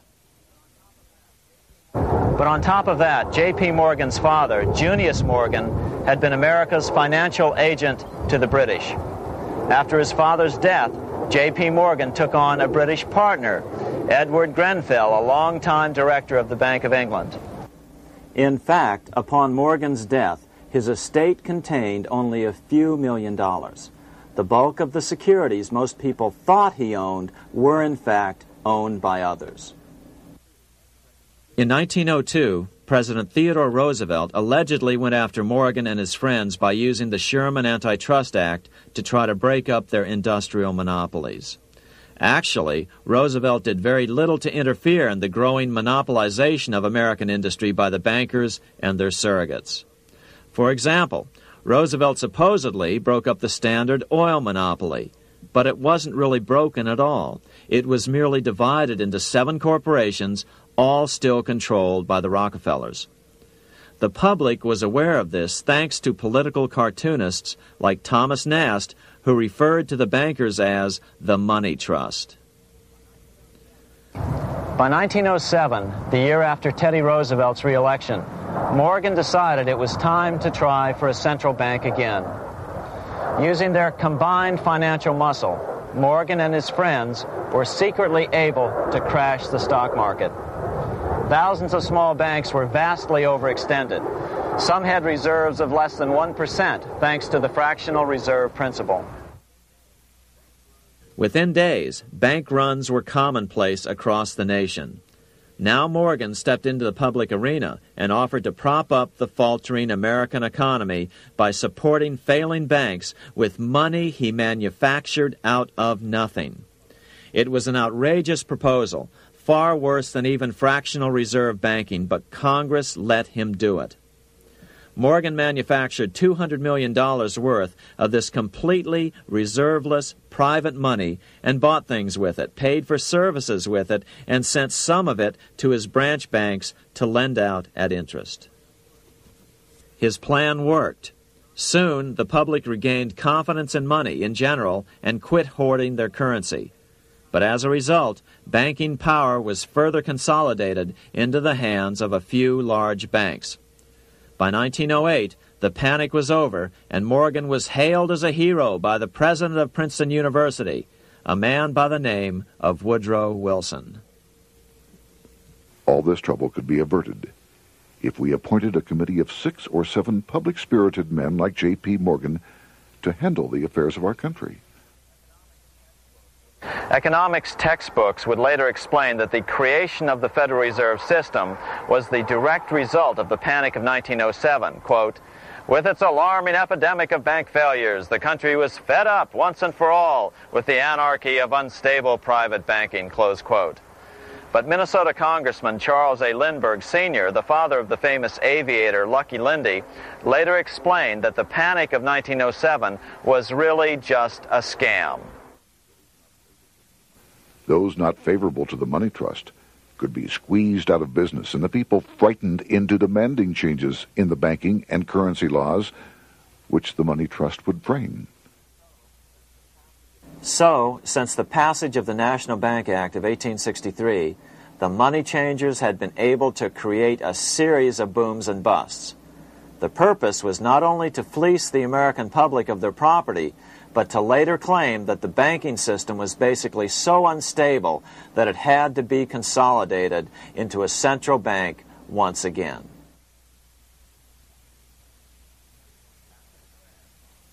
After the crash, Teddy Roosevelt, in response to the panic of 1907, signed into law a bill creating something called the National Monetary Commission. The commission was to study the banking problem and make recommendations to Congress. Of course, the commission was packed with Morgan's friends and cronies. The chairman was a man named Senator Nelson Aldrich from Rhode Island. Aldrich represented the Newport, Rhode Island homes of America's richest banking families. His daughter married John D. Rockefeller, Jr., and together they had 5 sons: John, Nelson, who would become vice president in 1974, Lawrence, Winthrop, and David, the head of the Council on Foreign Relations and former chairman of Chase Manhattan Bank. As soon as the National Monetary Commission was set up, Senator Aldrich immediately embarked on a 2-year tour of Europe, where he consulted at length with the private central bankers in England, France, and Germany. The total cost of his trip alone to the taxpayers was $300,000, an astronomical sum in those days. Shortly after his return, on the evening of November 22, 1910, some of the wealthiest and most powerful men in America boarded Senator Aldrich's private rail car and in the strictest secrecy journeyed to this place, Jekyll Island, off the coast of Georgia. With the group came Paul Warburg. Warburg had been given a $500,000 per year salary to lobby for the passage of a privately owned central bank in America, by the investment firm Kuhn, Loeb and Company.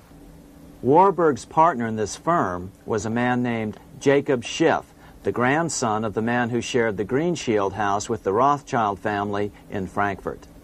Schiff, as we'll find out later, was in the process of spending $20 million to finance the overthrow of the Tsar in Russia. These three European banking families, the Rothschilds, the Warburgs, and the Schiffs, were interconnected by marriage down through the years, just as their American banking counterparts, the Morgans, Rockefellers, and Aldriches were. Secrecy was so tight that all 7 primary participants were cautioned to use only first names to prevent servants from learning their identities. Years later, one participant, Frank Vanderlip, president of National City Bank of New York and a representative of the Rockefeller family, confirmed the Jekyll Island trip in a February 9, 1935 edition of the Saturday Evening Post. I was as secretive, indeed as furtive as any conspirator. Discovery, we knew, simply must not happen, or else all our time and effort would be wasted. If it were to be exposed that our particular group had got together and written a banking bill, that bill would have no chance whatever of passage by Congress. The participants came here to figure out how to solve their major problem, how to bring back a privately owned central bank. But there were other problems that needed to be addressed as well. First of all, the market share of the big national banks was shrinking fast. In the first 10 years of the century, the number of U.S. banks had more than doubled to over 20,000. By 1913, only 29% of all banks were national banks, and they held only 57% of all deposits. As Senator Aldrich later admitted in a magazine article, before passage of this act, the New York bankers could only dominate the reserves of New York. Now, we are able to dominate the bank reserves of the entire country. Therefore, something had to be done to bring these new banks under their control. As John D. Rockefeller put it, quote, "Competition is sin," close quote. Secondly, the nation's economy was so strong that corporations were starting to finance their expansions out of profits instead of taking out huge loans from large banks. In the first 10 years of the new century, 70% of corporate funding came from profits. In other words, American industry was becoming independent of the money changers, and that trend had to be stopped. All the participants knew that these problems could be hammered out into a workable solution, but perhaps their biggest problem was a public relations problem, the name of the new bank. That discussion took place right here in this room, one of the many conference rooms in this sprawling hotel, today known as the Jekyll Island Club Hotel. Aldrich believed that the word bank should not even appear in the name. Warburg wanted to call the legislation the National Reserve Bill or the Federal Reserve Bill. The idea here was to give the impression that the purpose of the new central bank was to stop bank runs, but also to conceal its monopoly character. However, it was Aldrich, the egotistical politician, who insisted it be called the Aldrich Bill. After 9 days at Jekyll Island, the group dispersed. The new central bank would be very similar to the old Bank of the United States. It would be given a monopoly over U.S. currency and create that money out of nothing. How does the Fed create money out of nothing? It's a 4-step process. But first, a word on bonds. Bonds are simply promises to pay, or government IOUs. People buy bonds to get a secure rate of interest. At the end of the term of the bond, the government repays the bond plus interest, and the bond is destroyed. There are about $3.6 trillion worth of these loans or bonds at present. Now here's the Fed money-making process. Step 1. The Federal Open Market Committee approves the purchase of U.S. bonds on the open market. Step 2. The bonds are purchased by the Fed from whoever is offering them for sale on the open market. Step 3. The Fed pays for the bonds with electronic credits to the seller's bank, which in turn credits the seller's bank account. The trick is that these credits are based on nothing. The Fed just creates them. Step 4. The banks use these deposits as reserves. They can loan out over 10 times the amount of their reserves to new borrowers, all at interest. In this way, a Fed purchase of, say, $1 million worth of bonds gets turned into over $10 million in bank accounts. The Fed, in effect, creates 10% of this totally new money, and the banks create the other 90%. To reduce the amount of money in the economy, the process is just reversed. The Fed sells bonds to the public, and the money flows out of the purchaser's local bank. Loans must be reduced by 10 times the amount of the sale. So, a Fed sale of $1 million in bonds results in $10 million less money in the economy. So how does this benefit the bankers whose representatives huddled at Jekyll Island? First, it totally misdirected banking reform efforts from proper solutions. Second, it prevented a proper debt-free system of government finance, like Lincoln's greenbacks, from making a comeback. The bond-based system of government finance forced on Lincoln after he created greenbacks was now cast in stone. Third, it delegated to the bankers the right to create 90% of our money supply based on only fractional reserves, which they then loan out at interest. Fourth, it centralized overall control of our nation's money supply in the hands of a few men. Fifth, it established a central bank with a high degree of independence from effective political control. Soon after its creation, the Fed's great contraction in the early 1930s would cause the Great Depression. This independence has been enhanced since then through additional laws. In order to fool the public into thinking the government retained control, the plan called for the Fed to be run by a board of governors appointed by the President and approved by the Senate. But all the bankers had to do was to be sure their men got appointed to the board of governors. That wasn't hard. Bankers have money, and money buys influence over politicians. Once the participants left Jekyll Island, the public relations blitz was on.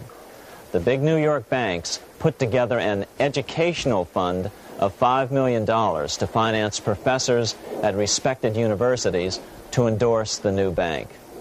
Woodrow Wilson at Princeton was one of the first to jump on the bandwagon. But the bankers' subterfuge didn't work.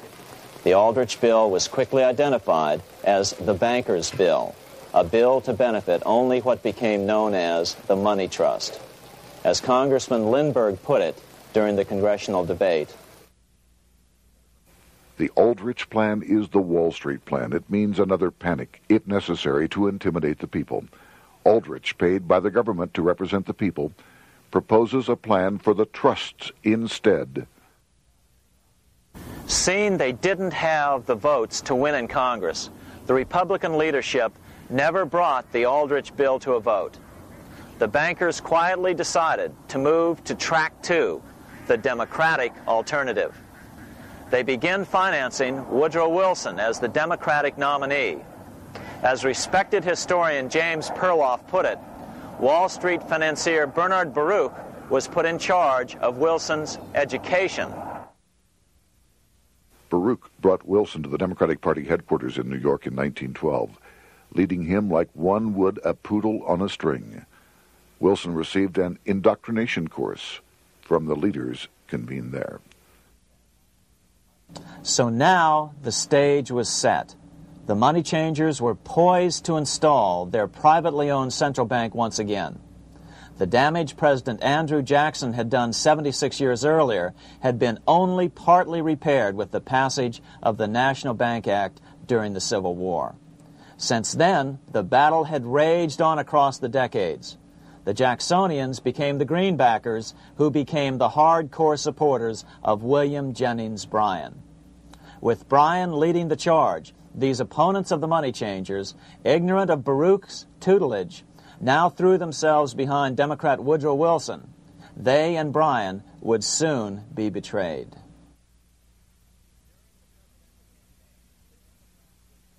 During the presidential campaign, the Democrats were careful to pretend to oppose the Aldrich bill. As Representative Lewis McFadden, himself a Democrat, as well as chairman of the House Banking and Currency Committee, explained it 20 years after the fact. The Aldrich bill was condemned in the platform. When Woodrow Wilson was nominated, the man who ruled the Democratic Party promised the people that if they were returned to power, there would be no central bank established here while they held the reins of government. 13 months later, that promise was broken, and the Wilson administration, under the tutelage of those sinister Wall Street figures who stood behind Colonel House, established here in our free country the worm-eaten, monarchical institution of the King's Bank, to control us from the top downward and to shackle us from the cradle to the grave. Once Wilson was elected, Morgan, Warburg, Baruch, and company advanced a new plan, which Warburg named the Federal Reserve System. The Democratic leadership hailed the new bill, called the Glass-Owen Bill, as something radically different from the Aldrich bill. But in fact, the bill was virtually identical in every important detail. In fact, so vehement were the Democratic denials of similarity that Paul Warburg, the father of both bills, had to step in to reassure his paid friends in Congress that the two bills were virtually identical. Brushing aside the external differences affecting the shells, we find the kernels of the two systems very closely resembling and related to one another. But that admission was for private consumption only. Publicly, the money trust trotted out Senator Aldrich and Frank Vanderlip, the president of Rockefeller's National City Bank of New York and one of the Jekyll Island Seven, to oppose the new Federal Reserve System. Years later, however, Vanderlip admitted in the Saturday Evening Post that the two measures were virtually identical. Although the Aldrich Federal Reserve Plan was defeated when it bore the name Aldrich, nevertheless, its essential points were all contained in the plan that finally was adopted.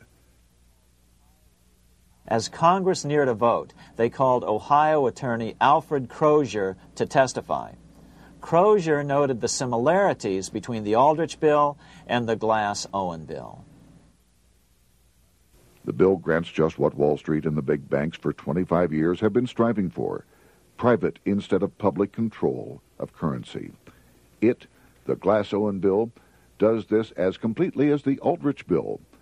Both measures rob the government and the people of all effective control over the public's money, and vest in the banks exclusively the dangerous power to make money among the people scarce or plenty. During the debate on the measure, senators complained that the big banks were using their financial muscle to influence the outcome. "There are bankers in this country who are enemies of the public welfare," said one senator. What an understatement. Despite the charges of deceit and corruption, the bill was finally snuck through the Senate on December 22, 1913, after most senators had left town for the holidays, after having been assured by the leadership that nothing would be done until long after the Christmas recess. On the day the bill was passed, Congressman Lindbergh prophetically warned his countrymen that this act establishes the most gigantic trust on earth. When the president signs this bill, the invisible government by the monetary power will be legalized. The people may not know it immediately, but the day of reckoning is only a few years removed. The worst legislative crime of the ages is perpetrated by this banking bill. On top of all this, only weeks earlier, Congress had finally passed a bill legalizing income tax. Why was the income tax law important? Because bankers finally had in place a system which would run up a virtually unlimited federal debt. How would the interest on this debt be repaid? Never mind the principal. Remember, a privately owned central bank creates the principal out of nothing. The federal government was small then. Up to then, it had subsisted merely on tariffs and excise taxes. No, just as with the Bank of England, the interest payments had to be guaranteed by direct taxation of the people. the money changers knew that if they had to rely on contributions from the states, eventually the individual state legislatures would revolt and either refuse to pay the interest on their own money or at least bring political pressure to bear to keep the debt small. It is interesting to note that in 1895, the Supreme Court had found a similar income tax law to be unconstitutional. The Supreme Court even found a corporate income tax law unconstitutional in 1909. As a result, Senator Aldrich hustled a bill for a constitutional amendment allowing income tax through the Congress. The proposed 16th Amendment to the Constitution was then sent to the state legislatures for approval. But some critics claim that the 16th Amendment was never ratified by the necessary 3/4 of the states. In other words, the 16th Amendment may not be legal. But the money changers were in no mood to debate the fine points. By October of 1913, Senator Aldrich had hustled the income tax bill through Congress. Without the power to tax the people directly and bypass the states, the Federal Reserve Bill would be far less useful to those who wanted to drive America deeply into their debt. A year after the passage of the Federal Reserve Bill, Congressman Lindbergh explained how the Fed created what we have come to call the business cycle and how they use it to their advantage. To cause high prices, all the Federal Reserve Board will do will be to lower the rediscount rate, producing an expansion of credit and a rising stock market. Then, when businessmen are adjusted to these conditions, it can check prosperity in mid-career by arbitrarily raising the rate of interest. It can cause the pendulum of a rising and falling market to swing gently back and forth by slight changes in the discount rate, or cause violent fluctuations by a greater rate variation. And in either case, it will possess inside information as to financial conditions and advanced knowledge of the coming change, either up or down. This is the strangest, most dangerous advantage ever placed in the hands of a special privileged class by any government that ever existed. The system is private, conducted for the sole purpose of obtaining the greatest possible profits from the use of other people's money. They know in advance when to create panics to their advantage. They also know when to stop panic. Inflation and deflation work equally well for them when they control finance. Congressman Lindbergh was correct on all points. What he didn't realize was that most European nations had already fallen prey to the central bankers decades or centuries earlier. But he also mentions the interesting fact that only 1 year later, the Fed had cornered the market in gold. This is how he put it, quote, "Already, the Federal Reserve banks have cornered the gold and gold certificates," close quote. But Congressman Lindbergh was not the only critic of the Fed. Congressman Lewis McFadden, the chairman of the House Banking and Currency Committee from 1920 to 1931, remarked that the Federal Reserve Act brought about a superstate controlled by international bankers and international industrialists acting together to enslave the world for their own pleasure. Notice how McFadden saw the international character of the stockholders of the Federal Reserve. Another chairman of the House Banking and Currency Committee in the 1960s, Wright Patman from Texas, put it this way. In the United States today, we have in effect two governments. We have the duly constituted government, then we have an independent, uncontrolled, and uncoordinated government in the Federal Reserve System, operating the money powers which are reserved to Congress by the Constitution. Even the inventor of the electric light, Thomas Edison, joined the fray in criticizing the system of the Federal Reserve. If our nation can issue a dollar bond, it can issue a dollar bill. The element that makes the bond good makes the bill good also. The difference between the bond and the bill is the bond lets money brokers collect twice the amount of the bond and an additional 20%, whereas the currency pays nobody but those who contribute directly in some useful way. It is absurd to say that our country can issue $30 million in bonds and not $30 million in currency.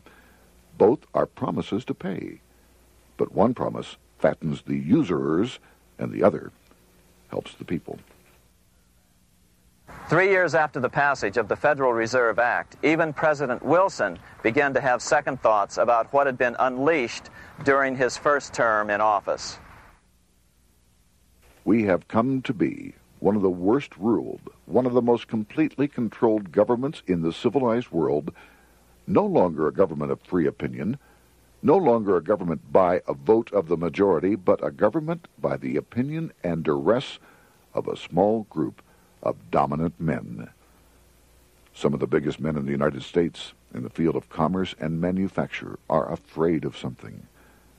They know that there is a power somewhere so organized, so subtle, so watchful, so interlocked, so complete, so pervasive, that they had better not speak above their breath when they speak in condemnation of it.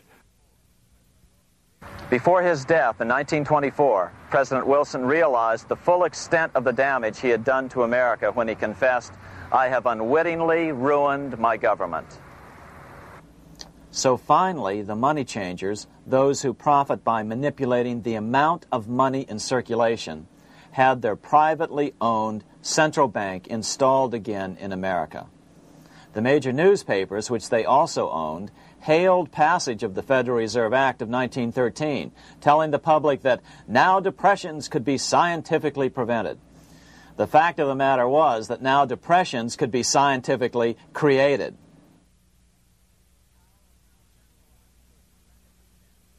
Power was now centralized to a tremendous extent. Now it was time for a war, a really big war. In fact, the First World War. Of course, to the central bankers, the political issues of war don't matter nearly as much as the profit potential, and nothing creates debts like warfare. England was the best example at that time. During the 119-year period between the founding of the Bank of England and Napoleon's defeat at Waterloo, England had been at war for 56 years, and much of the remaining time she'd been preparing for war. In World War I, the German Rothschilds loaned money to the Germans, the British Rothschilds loaned money to the British, and the French Rothschilds loaned money to the French. In America, J.P. Morgan was the sales agent for war materials to both the British and the French. In fact, 6 months into the war, Morgan became the largest consumer on earth, spending $10 million a day. His offices here at 23 Wall Street were mobbed by brokers and salesmen trying to cut a deal. In fact, it got so bad that the bank had to post guards at every door and at the partners' homes as well. Many other New York bankers made out as well from the war.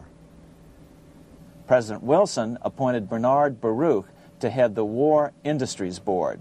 According to historian James Perloff, both Baruch and the Rockefellers profited by some $200 million during the war.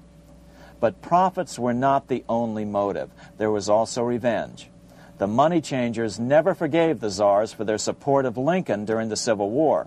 Also, Russia was the last major European nation to refuse to give in to the privately owned central bank scheme. 3 years after World War I broke out, the Russian Revolution toppled the Tsar and installed the scourge of communism. Jacob Schiff of Kuhn Loeb and Company bragged from his deathbed that he had spent $20 million towards the defeat of the Tsar. Money was funneled from England to support the revolution as well. Why would some of the richest men in the world financially back communism, the system that was openly vowing to destroy the so-called capitalism that made them wealthy? Researcher Gary Allen explained it this way. If one understands that socialism is not a share the wealth program, but is, in reality, a method to consolidate and control the wealth, then the seeming paradox of super-rich men promoting socialism becomes no paradox at all. Instead, it becomes logical, even the perfect tool of power-seeking megalomaniacs. Communism, or more accurately socialism, is not a movement of the downtrodden masses, but of the economic elite. As W. Cleon Skousen put it in his 1970 book, The Naked Capitalist, power from any source tends to create an appetite for additional power. It was almost inevitable that the super-rich would one day aspire to control not only their own wealth, but the wealth of the whole world. To achieve this, they were perfectly willing to feed the ambitions of the power-hungry political conspirators who were committed to the overthrow of all existing governments and the establishments of a central worldwide dictatorship. but what if these revolutionaries get out of control and try to seize power from the super-rich? After all, it was Mao Zedong who in 1938 stated his position concerning power. Political power grows out of the barrel of a gun. The Wall Street, London axis elected to take the risk. The master planners attempted to control revolutionary communist groups by feeding them vast quantities of money when they obeyed and contracting their money supply or even financing their opposition if they got out of control. Lenin began to understand that although he was the absolute dictator of the new Soviet Union, he was not pulling the financial strings. Someone else was silently in control. The state does not function as we desired. The car does not obey.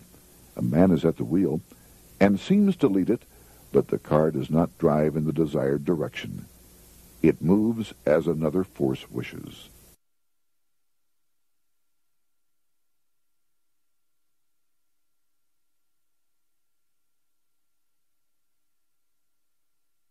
Who is behind it? Representative Louis T. McFadden, the chairman of the House Banking and Currency Committee throughout the 1920s and into the Great Depression years of the 1930s, explained it this way. The course of Russian history has indeed been greatly affected by the operations of international bankers. The Soviet government has been given United States Treasury funds by the Federal Reserve Board, acting through the Chase Bank. England has drawn money from us through the Federal Reserve banks and has relent it at high rates of interest to the Soviet government. The Dnipro Dam was built with funds unlawfully taken from the United States Treasury by the corrupt and dishonest Federal Reserve Board and the Federal Reserve banks. In other words, the Fed and the Bank of England, at the behest of the international bankers who controlled them, were creating a monster, one which would fuel 7 decades of unprecedented communist revolution, warfare, and most importantly, debt.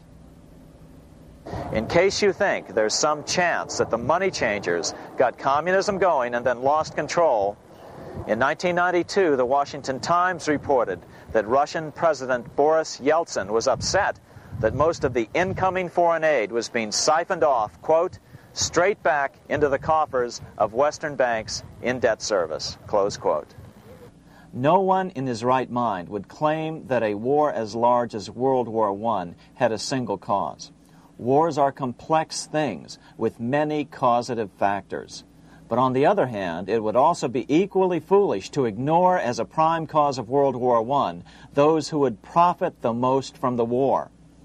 The role of the money changers is no wild conspiracy theory. They had a motive, a short-ranged, self-serving motive, as well as a long-range political motive of advancing totalitarian governments, with the money changers maintaining the financial clout to control whatever politician might emerge as the leader. Next, we'll see what the money changers' ultimate political goal is for the world.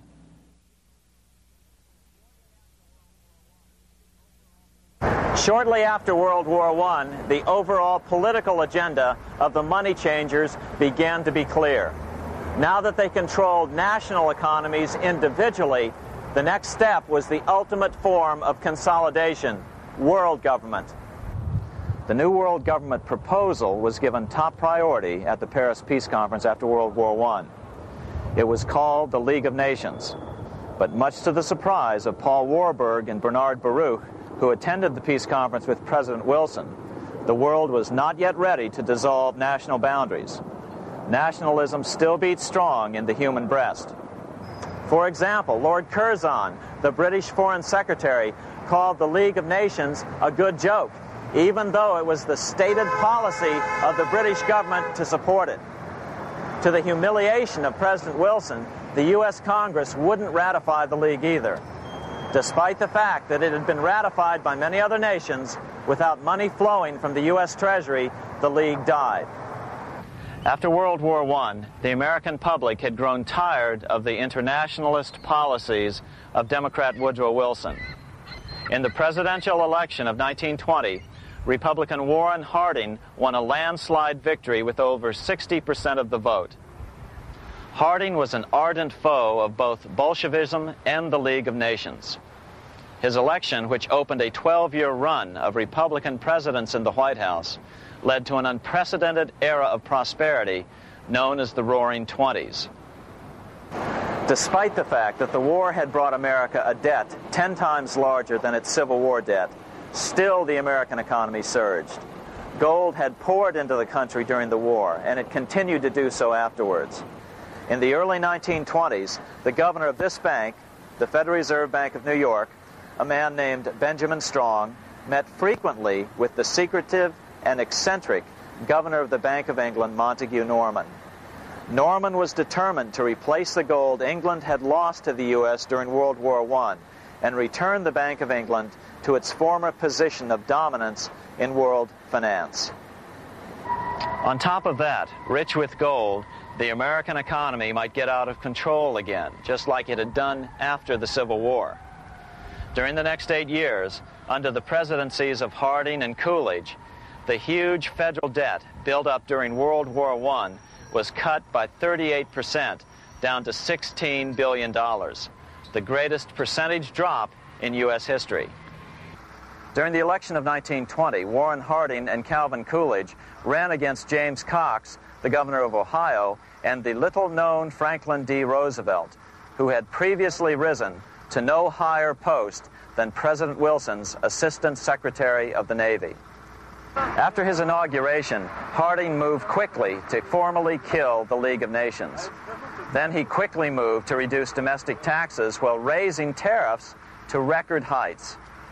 Now, this was a revenue policy of which most of the Founding Fathers would certainly have approved. His second year in office, Harding took ill on a train trip in the West and suddenly died. Although no autopsy was performed, the cause was said to be either pneumonia or food poisoning. When Coolidge took over, he continued Harding's domestic economic policy of high tariffs on imports while cutting income taxes. As a result, the economy grew at such a rate that net revenue still increased. Now that had to be stopped. So just as they'd done so frequently before, the money changers decided it was time to crash the American economy. The Federal Reserve began flooding the country with money. They increased the money supply by 62% during these years. Money was plentiful. This is why it was known as the Roaring Twenties. Before his death in 1919, former President Teddy Roosevelt warned the American people what was going on. As reported in the March 27, 1922 edition of the New York Times, Roosevelt said, "These international bankers and Rockefeller Standard Oil interests control the majority of newspapers and the columns of these papers to club into submission or drive out of public office officials who refuse to do the bidding of the powerful, corrupt cliques which compose the invisible government."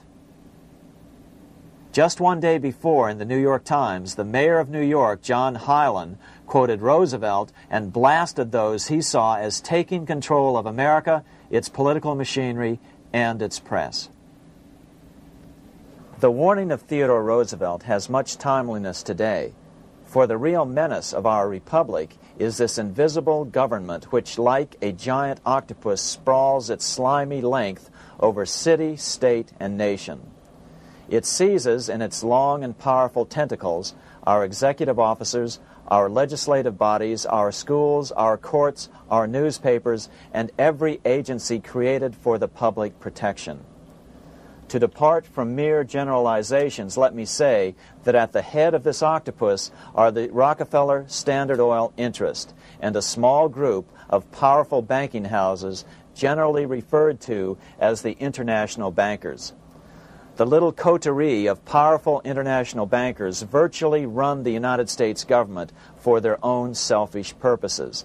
They practically control both parties, write political platforms, make cat's paws of party leaders, use the leading men of private organizations, and resort to every device to place in nomination for high public office only such candidates as will be amenable to the dictates of corrupt big business. These international bankers and Rockefeller Standard Oil interests control the majority of newspapers and magazines in this country. Why didn't people listen to such strong warnings and demand that Congress reverse its 1913 passage of the Federal Reserve Act? Because remember, it was the 1920s. A steady increase in bank loans contributed to a rising market. In other words, just as it is today, in times of prosperity, no one wants to worry about economic issues. But there was a dark side to all this prosperity. Businesses expanded and became strung out on credit. Speculation in the booming stock market became rampant. Although everything looked rosy, it was a castle made of sand. When all was in readiness, in April of 1929, Paul Warburg, the father of the Federal Reserve, sent out a secret advisory warning his friends that a collapse and nationwide depression was certain. In August of 1929, the Fed began to tighten money. It is not a coincidence that the biographies of all the Wall Street giants of that era, John D. Rockefeller, J.P. Morgan, Bernard Baruch, etc., all marvel that they got out of the stock market just before the crash and put all their assets in cash or gold. On October 24th, 1929, the big New York bankers called in their 24-hour broker call loans. This meant that both stockbrokers and customers had to dump their stocks on the market to cover their loans, no matter what price they had to sell them for.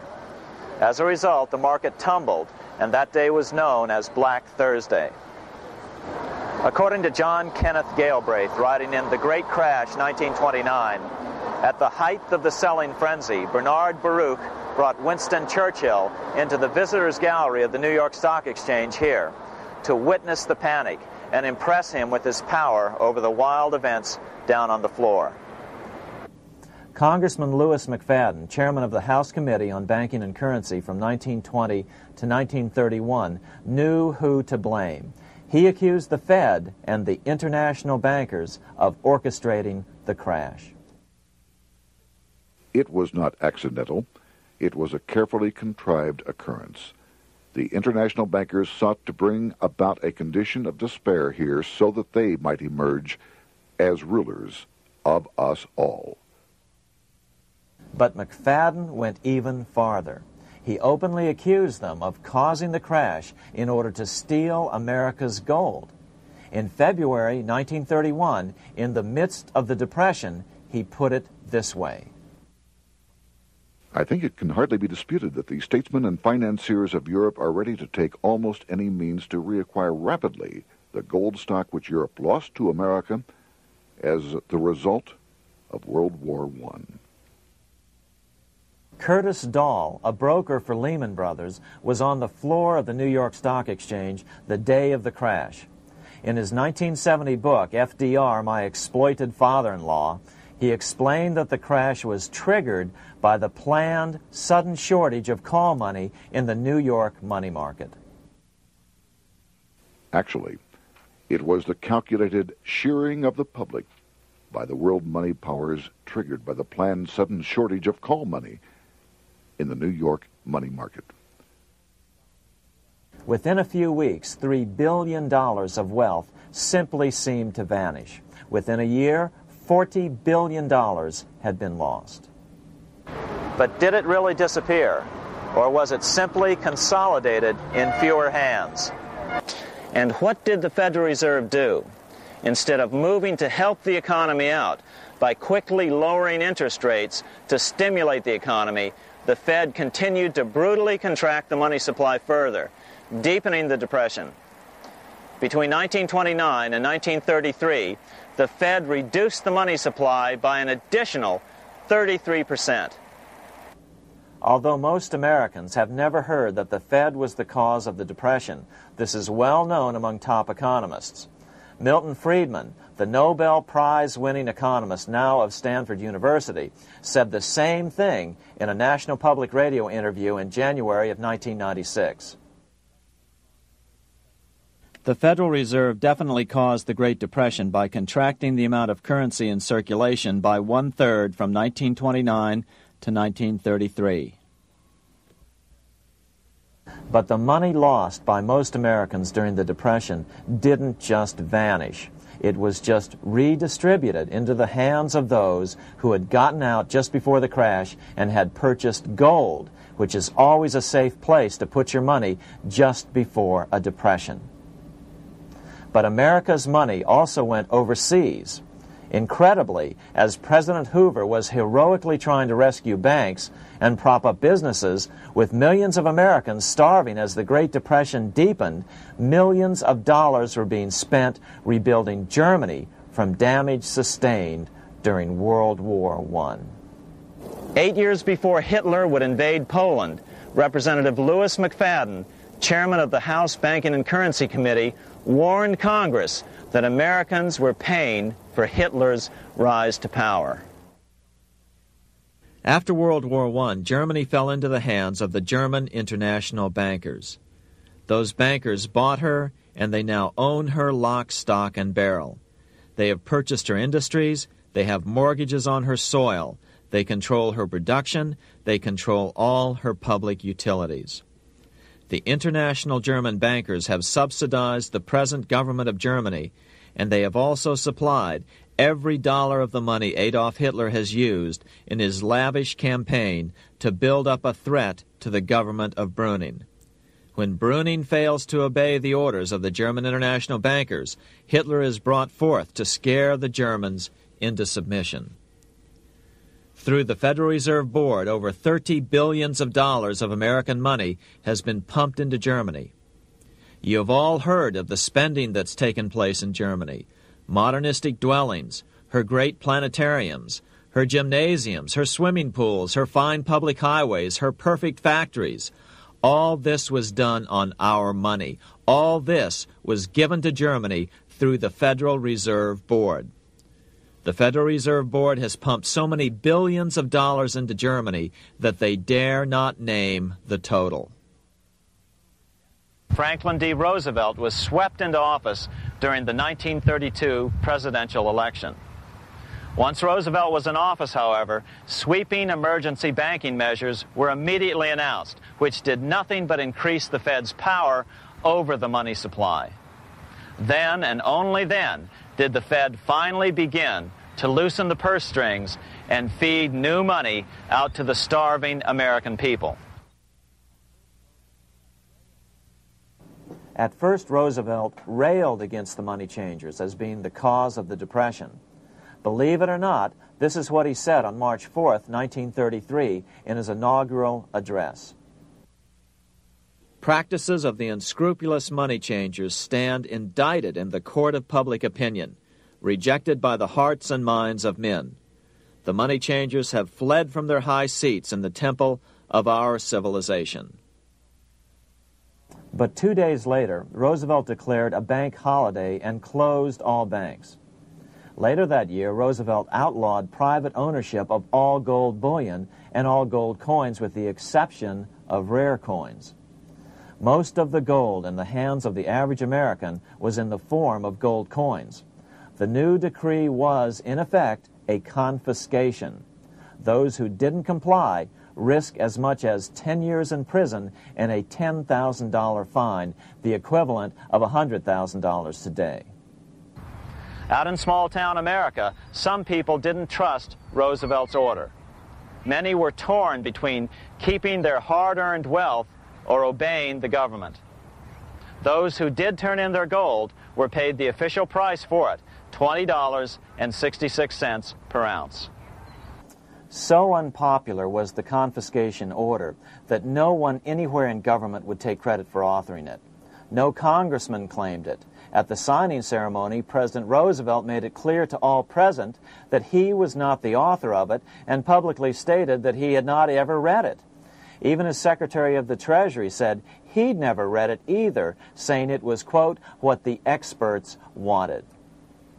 Roosevelt convinced the public to give up their gold by saying that pooling the nation's resources was necessary to get America out of the Depression. With great fanfare, he ordered a new bullion depository built to hold the mountain of gold the U.S. government was illegally confiscating. By 1936, the U.S. bullion depository at Fort Knox was completed, and in January 1937, the gold began to flow into it. The rip-off of the ages was about to proceed. In 1935, once the gold had all been turned in, the official price of gold was suddenly raised to $35 per ounce. But the catch was, only foreigners could sell their gold at the new higher price.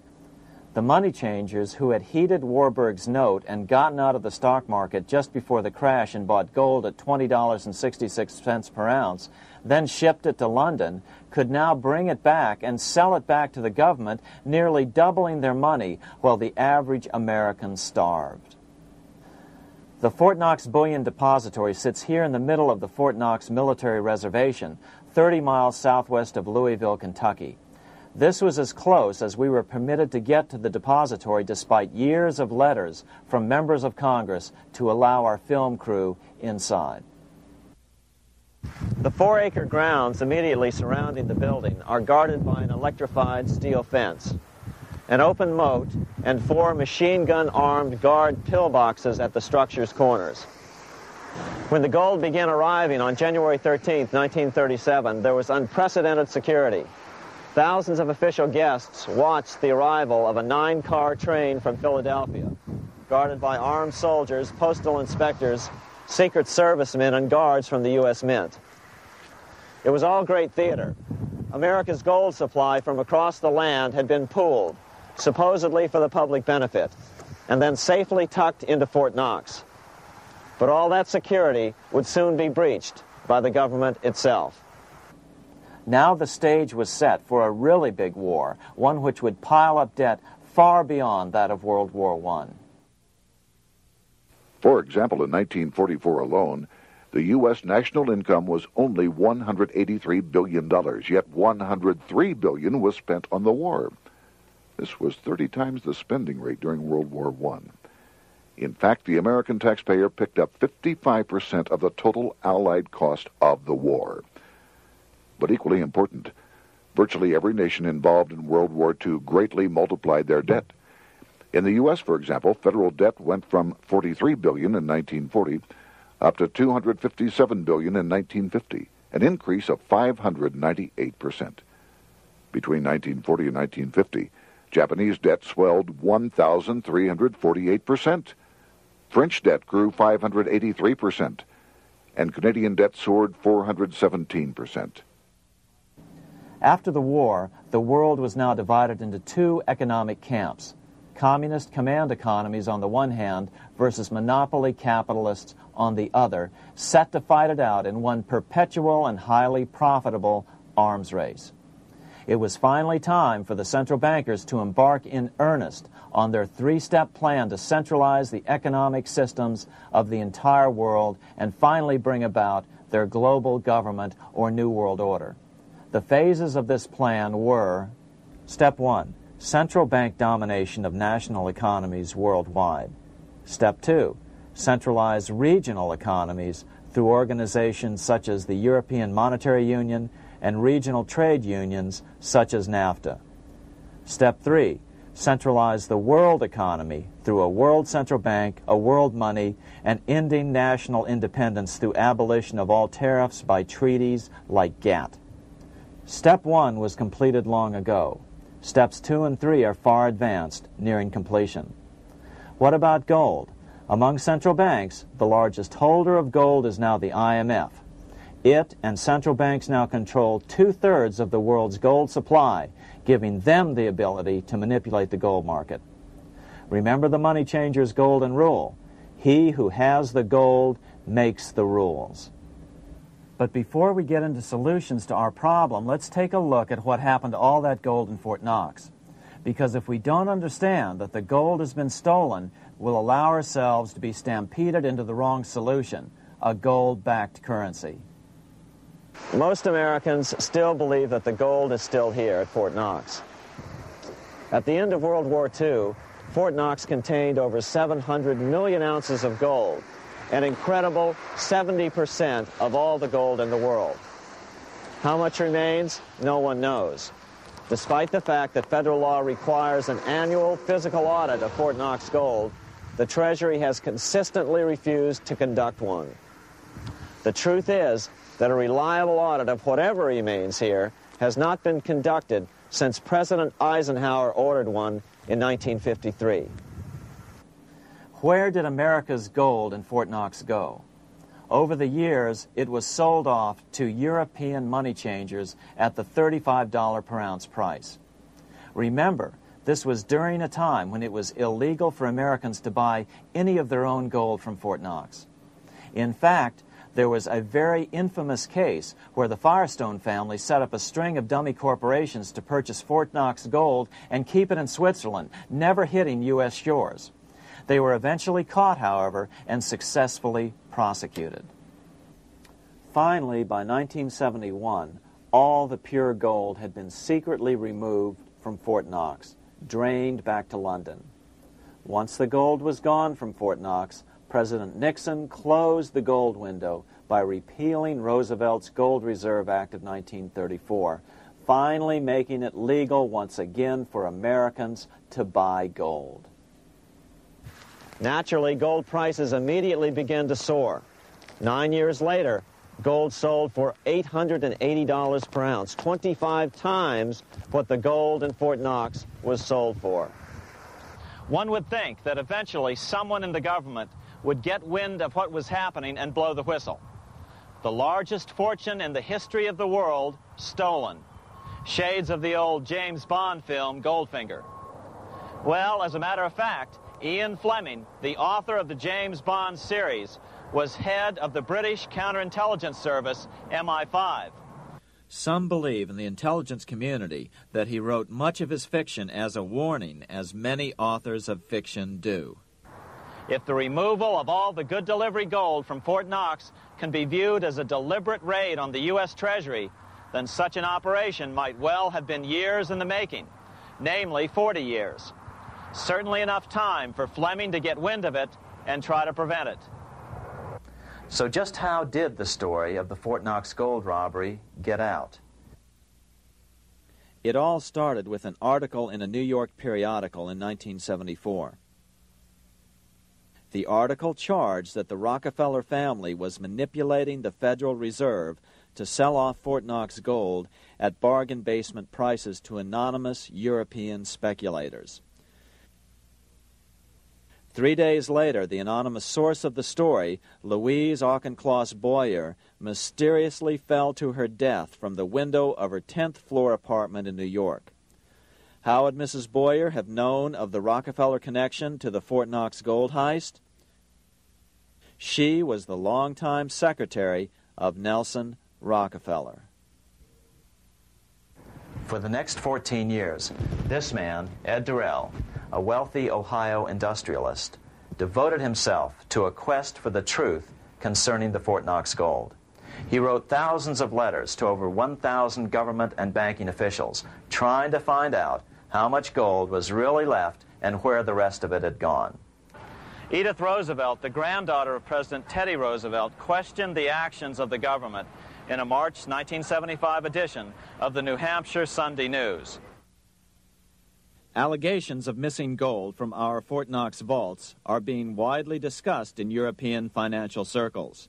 But what is puzzling is that the administration is not hastening to demonstrate conclusively that there is no cause for concern over our gold treasure, if indeed it is in a position to do so. Unfortunately, Ed Durrell never did accomplish his primary goal, a full audit of the gold reserves in Fort Knox. It's incredible that the world's greatest treasure has had little accounting or auditing. This gold belonged to the American people, not the Federal Reserve and their foreign owners. One thing is certain, the government could blow all of this speculation away in a few days with a well-publicized audit under the searing lights of media cameras. It has chosen not to do so. One must conclude that they are afraid of the truth such an audit would reveal. What is the government so afraid of? Here's the answer. When President Ronald Reagan took office in 1981, his conservative friends urged him to study the feasibility of returning to a gold standard as the only way to curb government spending. It sounded like a reasonable alternative, so President Reagan appointed a group of men called the Gold Commission to study the situation and report back to Congress. What Reagan's Gold Commission reported back to Congress in 1982 was the following shocking revelation concerning gold. The U.S. Treasury owned no gold at all. All the gold that was left in Fort Knox was now owned by the Federal Reserve, a group of private bankers, as collateral against the national debt. The truth of the matter is that never before has so much money been stolen from the hands of the general public and put into the hands of a small group of private investors, the money changers.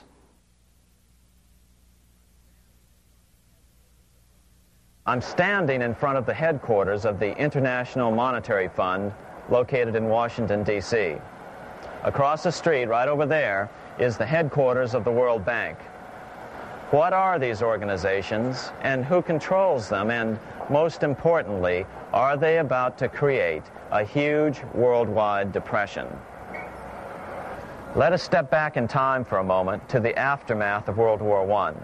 People were tired of war, so under the guise of peacemaking, the international bankers devised a plan to consolidate power even further.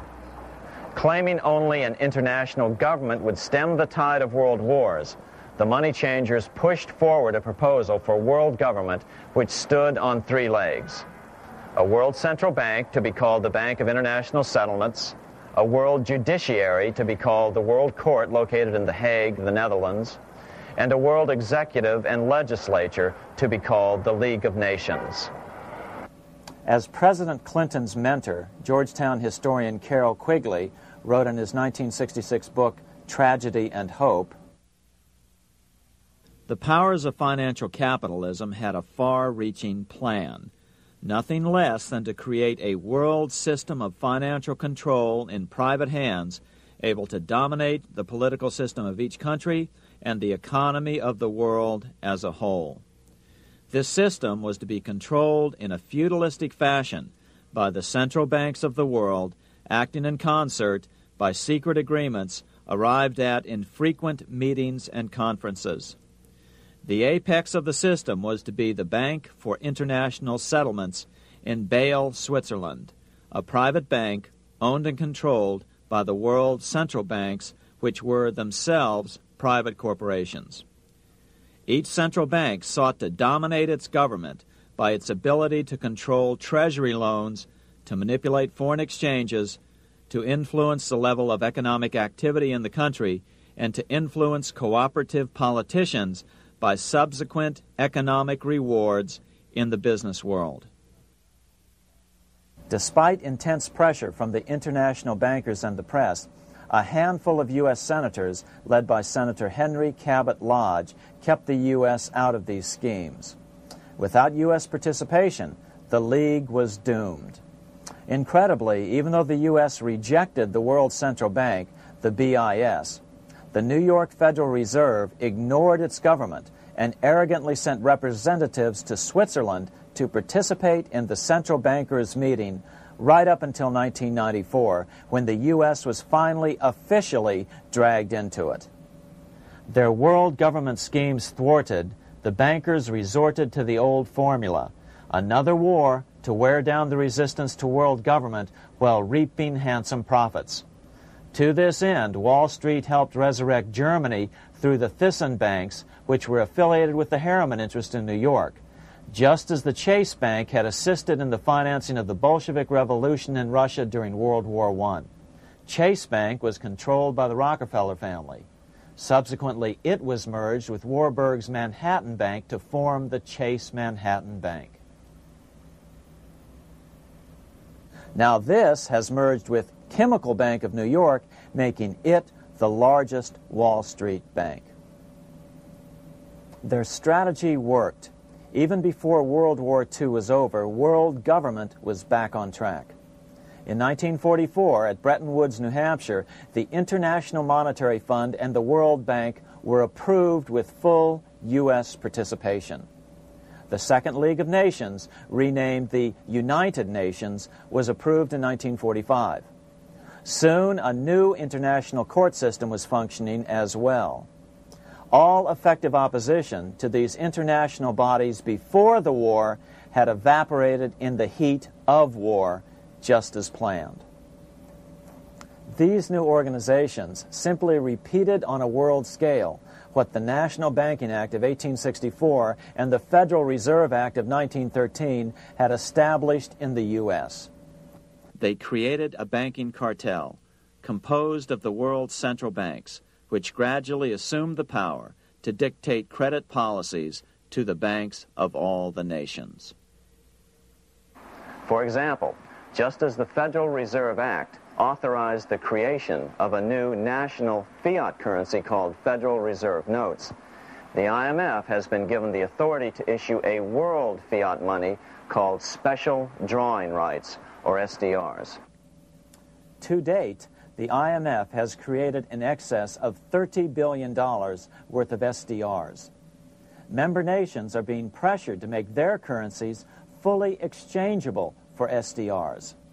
In 1968, Congress approved laws authorizing the Fed to accept SDRs as reserves in the U.S. and to issue Federal Reserve notes in exchange for SDRs.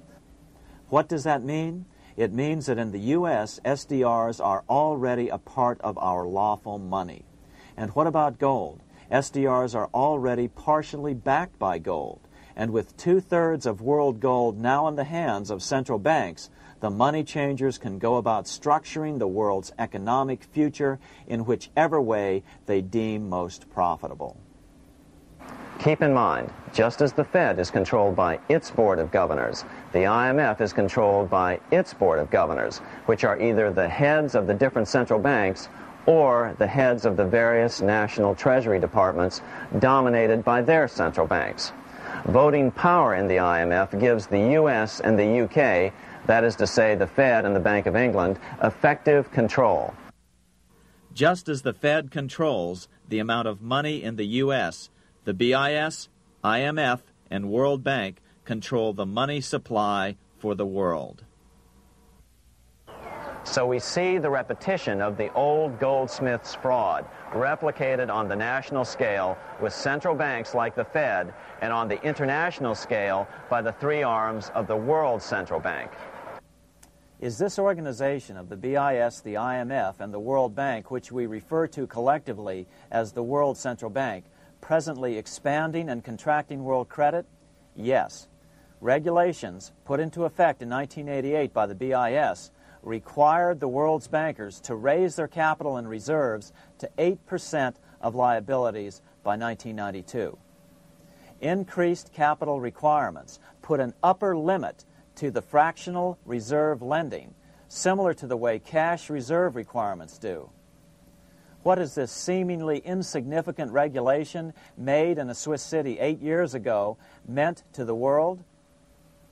It means our banks cannot loan more and more money to buy more and more time before the next depression, as a maximum loan ratio is now set.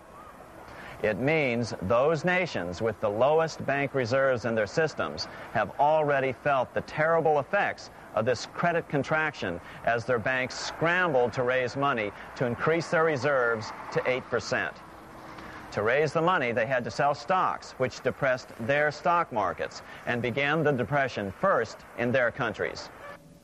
Japan, which in 1988 had among the lowest capital and reserve requirements and thus was the most affected by the regulation, has experienced a financial crash which began almost immediately in 1989, which has wiped out a staggering 50% of the value of its stock market since 1990 and 60% of the value of its commercial real estate. The Bank of Japan has lowered its interest rates to 0.5%, practically giving away money to resurrect the economy, but still the depression worsens. Due to the $20 billion U.S. bailout of Mexico, the financial collapse in that nation is already known here. Yet despite the bailout, the economy continues to be a disaster. One huge debt after another is rolled over as new loans are being made simply to enable Mexico to pay the interest on the old loans. In the south of Mexico, the poor have been in open revolt as every spare peso is being siphoned out of the country to make interest payments. It is important to note that a radical transfer of power is taking place as nations become subservient to a supranational world central bank controlled by a handful of the world's richest bankers. As the IMF creates more and more SDRs by the stroke of a pen on IMF ledgers, more and more nations borrow them to pay interest on their mounting debts and gradually fall under the control of the faceless bureaucrats of the World Central Bank. As the worldwide depression worsens and spreads, this will give the World Central Bank the power of economic life and death over these nations. It will decide which nations will be permitted to receive further loans and which nations will starve. Despite all the rhetoric about development and the alleviation of poverty, the result is a steady transfer of wealth from the debtor nations to the money changers' central banks which control the IMF and the World Bank. For example, in 1992, the Third World debtor nations, which borrowed from the World Bank, paid $198 million more to the central banks of the developed nations for World Bank-funded purposes than they received from the World Bank.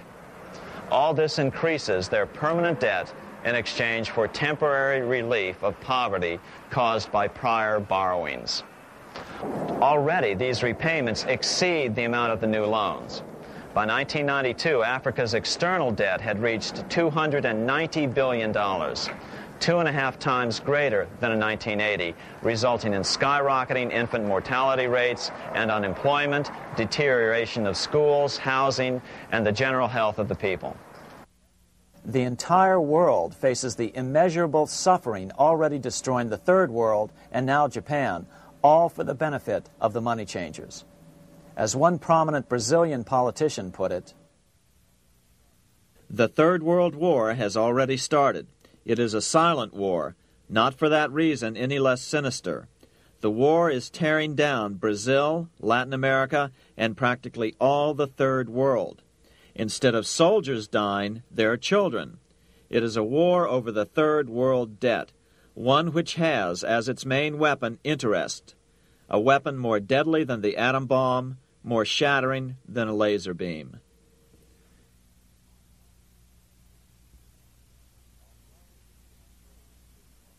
Although it would be absurd to ignore the pivotal role played by influential families such as the Rothschilds, the Warburgs, the Schiffs, the Morgans, and the Rockefellers in any review of the history of central banking and fractional banking, keep in mind, by now, central banks and the large commercial banks are up to 3 centuries old and deeply entrenched in the economic life of many nations.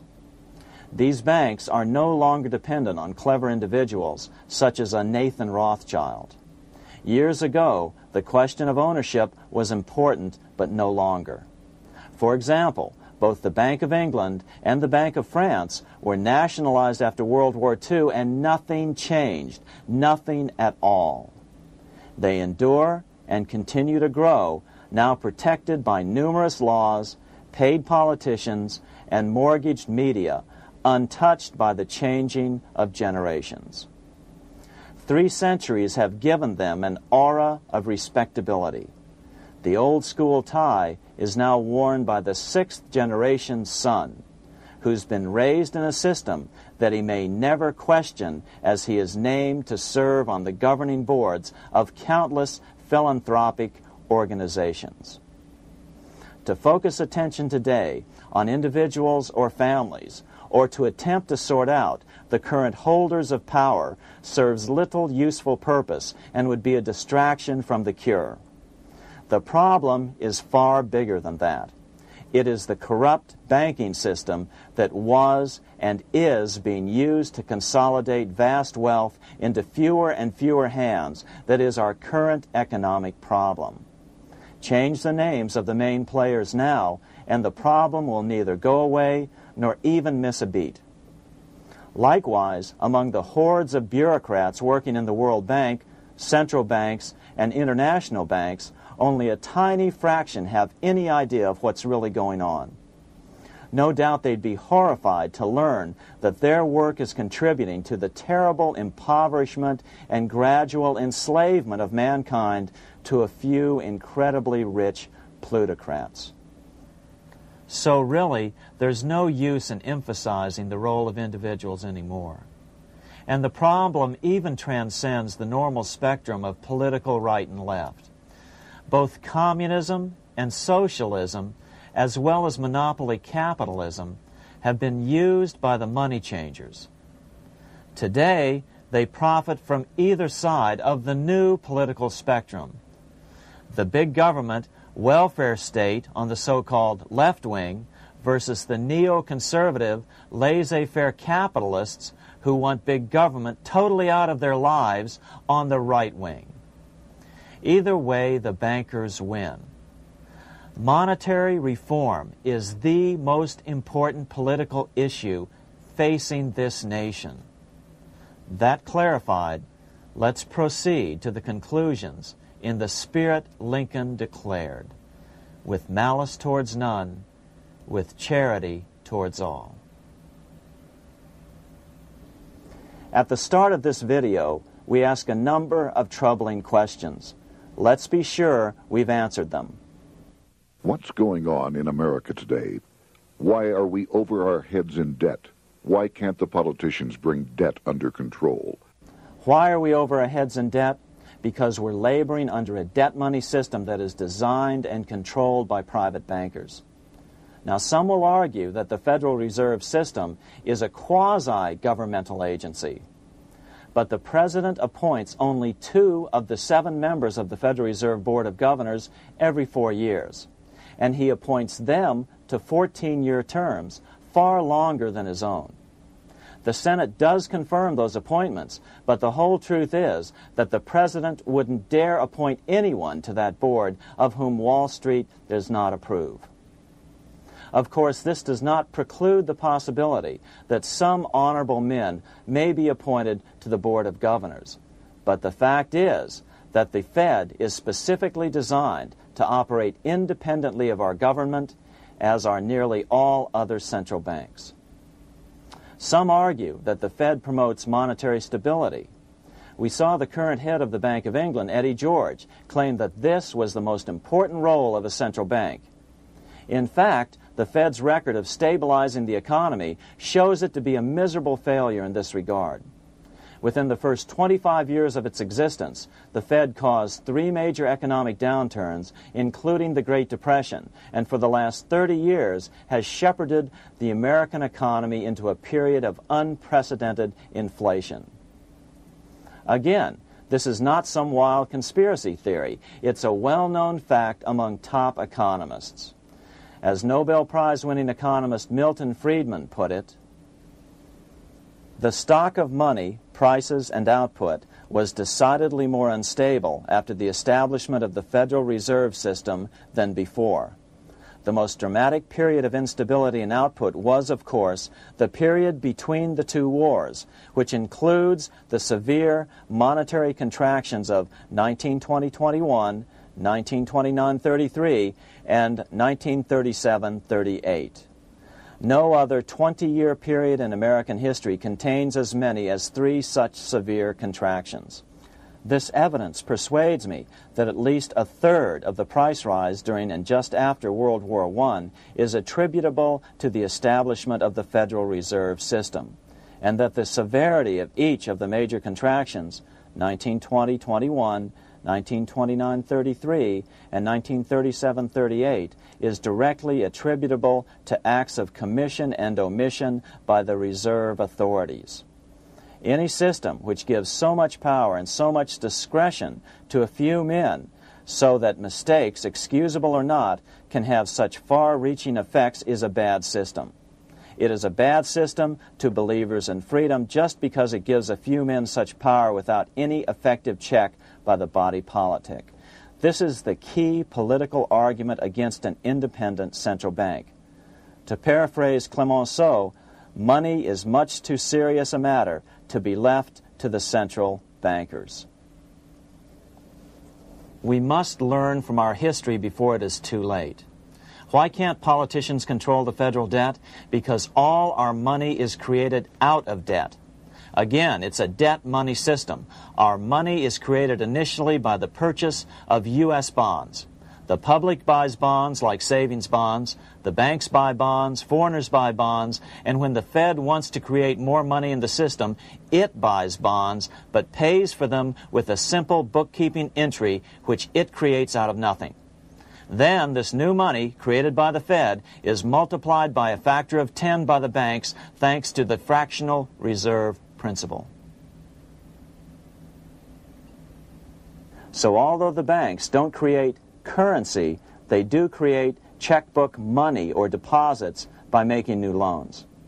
They even invest some of this created money. In fact, over $1 trillion of this privately created money has been used to purchase U.S. bonds on the open market, which provides the banks with roughly $50 billion in interest, risk-free, each year, less the interest they pay to some depositors.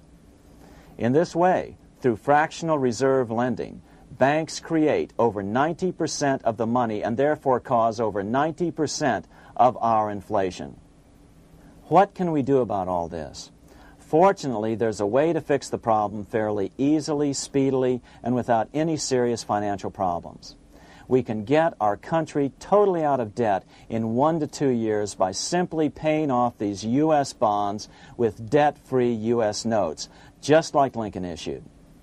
Of course, that by itself would create tremendous inflation, since our currency is presently multiplied by the fractional reserve banking system. But here's the ingenious solution, advanced in part by Milton Friedman, to keep the money supply stable and avoid inflation and deflation while the debt is retired.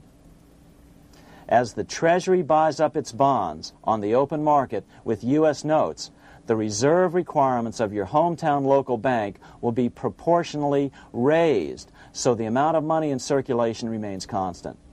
As those holding bonds are paid off in U.S. notes, they will deposit this money, thus making available the currency then needed by the banks to increase their reserves. Once all the U.S. bonds are replaced with U.S. notes, banks will be at 100% reserve banking instead of the fractional reserve system currently in use. From this point on, the former Fed buildings will only be needed as a central clearinghouse for checks and as vaults for U.S. notes.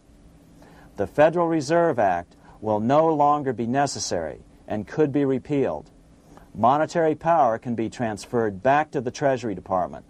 There would be no further creation or contraction of money by banks. By doing it this way, our national debt can be paid off in a single year or so, and the Fed and fractional reserve banking abolished without national bankruptcy, financial collapse, inflation or deflation, or any significant change in the way the average American goes about his business. To the average person, the primary difference would be that for the first time since the Federal Reserve Act was passed in 1913, taxes would begin to go down. Now there's a real national blessing for you, rather than for Hamilton's banker friends. Now let's take a look at these proposals in more detail. Here are the main provisions of a Monetary Reform Act which needs to be passed by Congress. We've drafted a proposed Monetary Reform Act which follows at the end of this tape. Of course, variations with the same results would be equally welcome. 1. Pay off the debt with debt-free U.S. notes. As Thomas Edison put it, if the U.S. can issue a dollar bond, it can issue a dollar bill. They both rest purely on the faith and credit of the United States government. This amounts to a simple substitution of one type of government obligation for another. One bears interest, the other doesn't. Federal Reserve notes could be used for this as well, but could not be printed after the Fed's abolished as we propose, so we suggest using U.S. notes instead. 2. Abolish fractional reserve banking. As the debt is paid off, the reserve requirements of all banks and financial institutions would be raised proportionally at the same time to absorb the new U.S. notes, which would be deposited and become the bank's increased reserves. Towards the end of the first year of the transition period, the remaining liabilities of financial institutions would be assumed or acquired by the U.S. government in a one-time operation. In other words, they too would eventually be paid off with debt-free U.S. notes in order to keep the total money supply stable. At the end of the first year or so, all of the national debt would be paid, and we could start enjoying the benefits of full reserve banking. The Fed would be obsolete, an anachronism. 3. Repeal the Federal Reserve Act of 1913 and the National Banking Act of 1864. These acts delegate the money power to a private banking monopoly. They must be repealed, and the money power handed back to the Department of Treasury, where they were initially under President Abraham Lincoln. No banker or person in any way affiliated with financial institutions should be allowed to regulate banking. After the first two reforms, these acts would serve no useful purpose anyway, since they relate to a fractional reserve banking system. 4. Withdraw the U.S. from the IMF, the BIS, and the World Bank.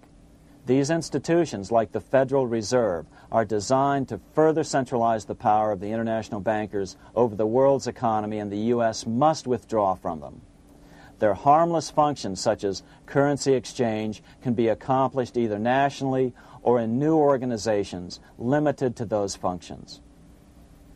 Such a monetary reform act would guarantee that the amount of money in circulation would stay very stable, causing neither inflation nor deflation. Remember, for the last 3 decades, the Fed has doubled the American money supply every 10 years. That fact and fractional reserve banking are the real causes of inflation and the reduction in our buying power, a hidden tax. These and other taxes are the real reasons both parents now have to work just to get by. The money supply should increase slowly to keep prices stable, roughly in proportion to population growth, about 3% per year, not at the whim of a group of bankers meeting in secret. In fact, all future decisions on how much money will be in the American economy must be made based on statistics of population growth and the price level index. The new monetary regulators and the Treasury Department, perhaps called the Monetary Committee, would have absolutely no discretion in this matter except in time of declared war. This would ensure a steady, stable money growth of roughly 3% per year, resulting in stable prices and no sharp changes in the money supply. To make certain the process is completely open and honest, all deliberations would be public, not secret, as meetings of the Fed's Board of Governors are today. How do we know this will work? Because these steps remove the 2 major causes of economic instability, the Fed and fractional reserve banking, and the newest one as well, the BIS, Bank of International Settlements. But most importantly, the danger of a severe depression would be eliminated. Let's listen to Milton Friedman on the single cause of severe economic depressions. I know of no severe depression in any country or any time that was not accompanied by a sharp decline in the stock of money, and equally of no sharp decline in the stock of money that was not accompanied by a severe depression. Issuing our own currency is not a radical solution. It's been advocated by Presidents Jefferson, Madison, Jackson, Van Buren, and Lincoln. But it's been used at different times throughout Europe as well. Perhaps the best example is one of the small islands off the coast of France in the English Channel. Called Guernsey, It's been using debt-free money issues to pay for large building projects for nearly 200 years. Here we are on Guernsey, and this is the Guernsey flower and vegetable market. Guernsey is one of the most successful examples of just how well a debt-free money system can work. In 1815, a committee was appointed to investigate how best to finance this new market. The impoverished island could not afford more new taxes, so the state's fathers decided to try a revolutionary idea: issue their own paper money. They were just colorful paper notes, backed by nothing, but the people of this tiny island agreed to accept them and trade with them. To be sure they circulated widely, they were declared to be good for the payment of taxes. Of course, this idea was nothing new. It was exactly what America had done before the American Revolution, and there are many other examples throughout the world. But it was new to Guernsey, and it worked miracles. This market is still in use, and remember, it was built for no debt to the people of this island state. But what if we follow Guernsey's example? How would the bankers react to these reforms? Certainly the international bankers' cartel will oppose reforms that do away with their control of the world's economies as they have in the past. But it is equally certain that Congress has the constitutional authority and responsibility to authorize the issuance of debt-free money, U.S. notes, and to reform the very banking laws it ill-advisedly enacted.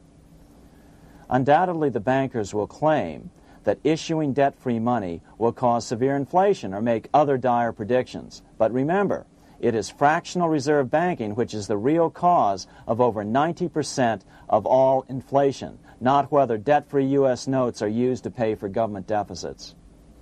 In the current system, any spending excesses on the part of Congress are turned into more debt bonds, and the 10% purchased by the Fed are then multiplied many times over by the bankers, causing over 90% of all inflation.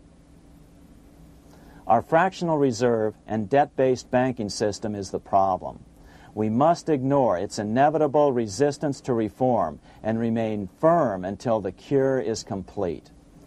As the director of the Bank of England in the 1920s, Sir Josiah Stamp put it, referring to this modern fractional reserve banking system, banking is conceived in iniquity and born in sin. Bankers own the earth. Take it away from them, but leave them the power to create money and control credit, and with the flick of a pen, they will create enough money to buy it back again. Take this great power away from the bankers, and all great fortunes like mine will disappear, and they ought to disappear, for this would be a better and happier world to live in. But if you want to continue the slaves of bankers and pay the cost of your own slavery, let them continue to create money and to control credit. Americans are slowly figuring this out. Today, over 3,200 cities and counties have endorsed the proposal of a nonprofit organization called Sovereignty. The Sovereignty movement calls for Congress to authorize the Secretary of the Treasury to issue $90 billion per year of U.S. notes, not Federal Reserve notes nor debt-based bonds, to loan money interest-free to cities, counties, and school districts for needed capital improvements. Remarkably, and to their praise, the Community Bankers Association of Illinois, representing 515 member banks, has endorsed this sovereignty proposal, a good step in the right direction. As Milton Friedman has repeatedly pointed out, no severe depression can occur without a severe contraction of money. In our system, only the Fed, the Bank of International Settlements, with U.S. bankers' cooperation, or a combination of the largest Wall Street banks could cause a depression. In other words, our economy is so huge and resilient, a depression just can't happen by accident. Unless we reform our banking system, they will always have that power. They can pull the plug on our economy anytime they choose. The only solution is to abolish the Fed and the fractional reserve banking system and withdraw from the BIS. Only that will break the power of the international bankers over our economy. And keep in mind, a stock market crash itself cannot cause a severe depression. Only the severe contraction of our money supply can cause a severe depression. The stock market crash of 1929 only wiped out market speculators, mostly the small to medium ones, resulting in $3 billion in wealth changing hands. But it served as a smokescreen for a 33% contraction in credit by the Fed over the next 4 years, which resulted in over $40 billion in wealth from the American middle class being transferred to the big banks. Then, despite impotent howls of protest from a divided Congress, the independent Fed kept the money supply contracted for a full decade. Only World War II ended the terrible suffering the Fed inflicted on the American people. In a depression, the remaining wealth of the debt-burdened American middle class will be wiped out by unemployment, declining wages, and the resulting foreclosures. If we start to act to reform our monetary system, the money changers may do what they did in 1929 and then the 1930s, crash the stock market and use that as a smokescreen while contracting the money supply. But if we're determined to fight to regain control over our money, we can come out of it fairly quickly, perhaps in only a very few months, as U.S. notes begin to circulate and replace the money withdrawn by the bankers. The longer we wait, the greater the danger we'll permanently lose control of our nation. But some still wonder why the international bankers would want to cause a depression. Wouldn't that be killing the goose that is currently laying all those golden interest eggs? Remember what Larry Bates said at the first of this videotape. You see, in periods of economic upheaval, in economic crisis, wealth is not destroyed.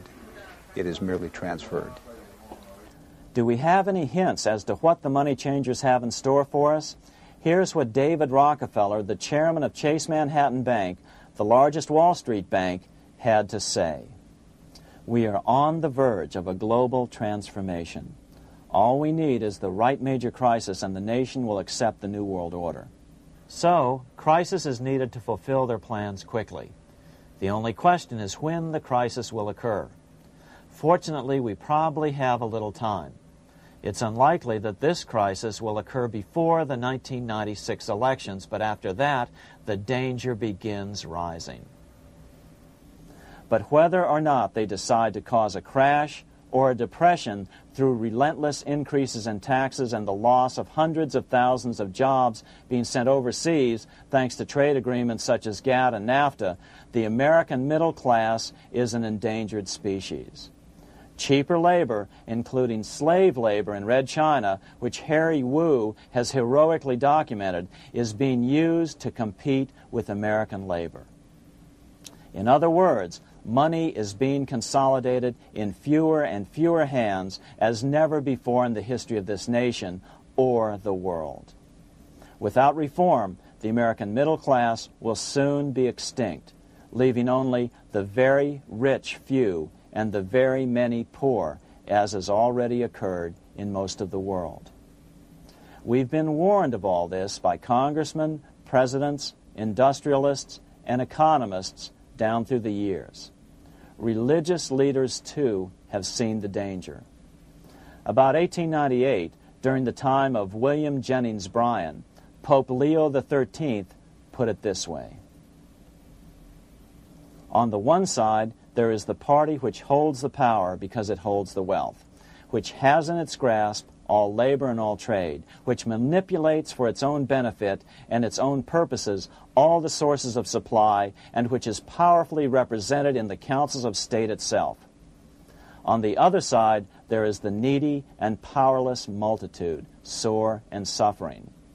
Rapacious usury, which, although more than once condemned by the Church, is nevertheless under a different form, but with the same guilt, still practiced by avaricious and grasping men, so that a small number of very rich men have been able to lay upon the masses of the poor a yoke little better than slavery itself. More recently, during America's Great Depression, Pope Pius XI spoke of the same problem.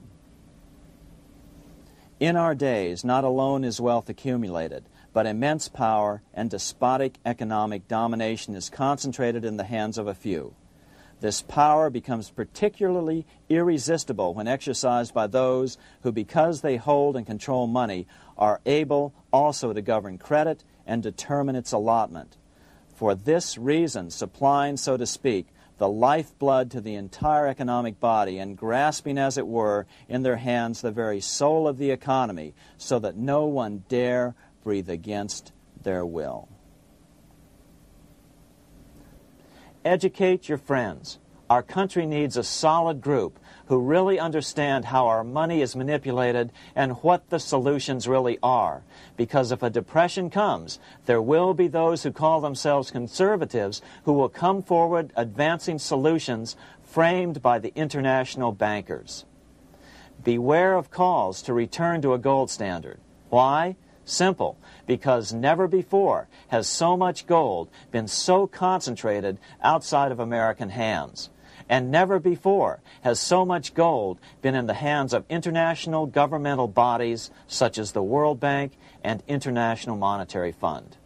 A gold-backed currency usually brings despair to a nation, and to return to it would certainly be a false solution in our case. Remember, we had a gold-backed currency in 1929 and during the first 4 years of the Great Depression. Likewise, beware of any plans advanced for a regional or world currency. This is the international bankers' Trojan horse.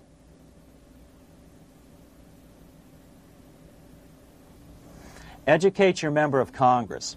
It only takes a few persuasive members to make the others pay attention.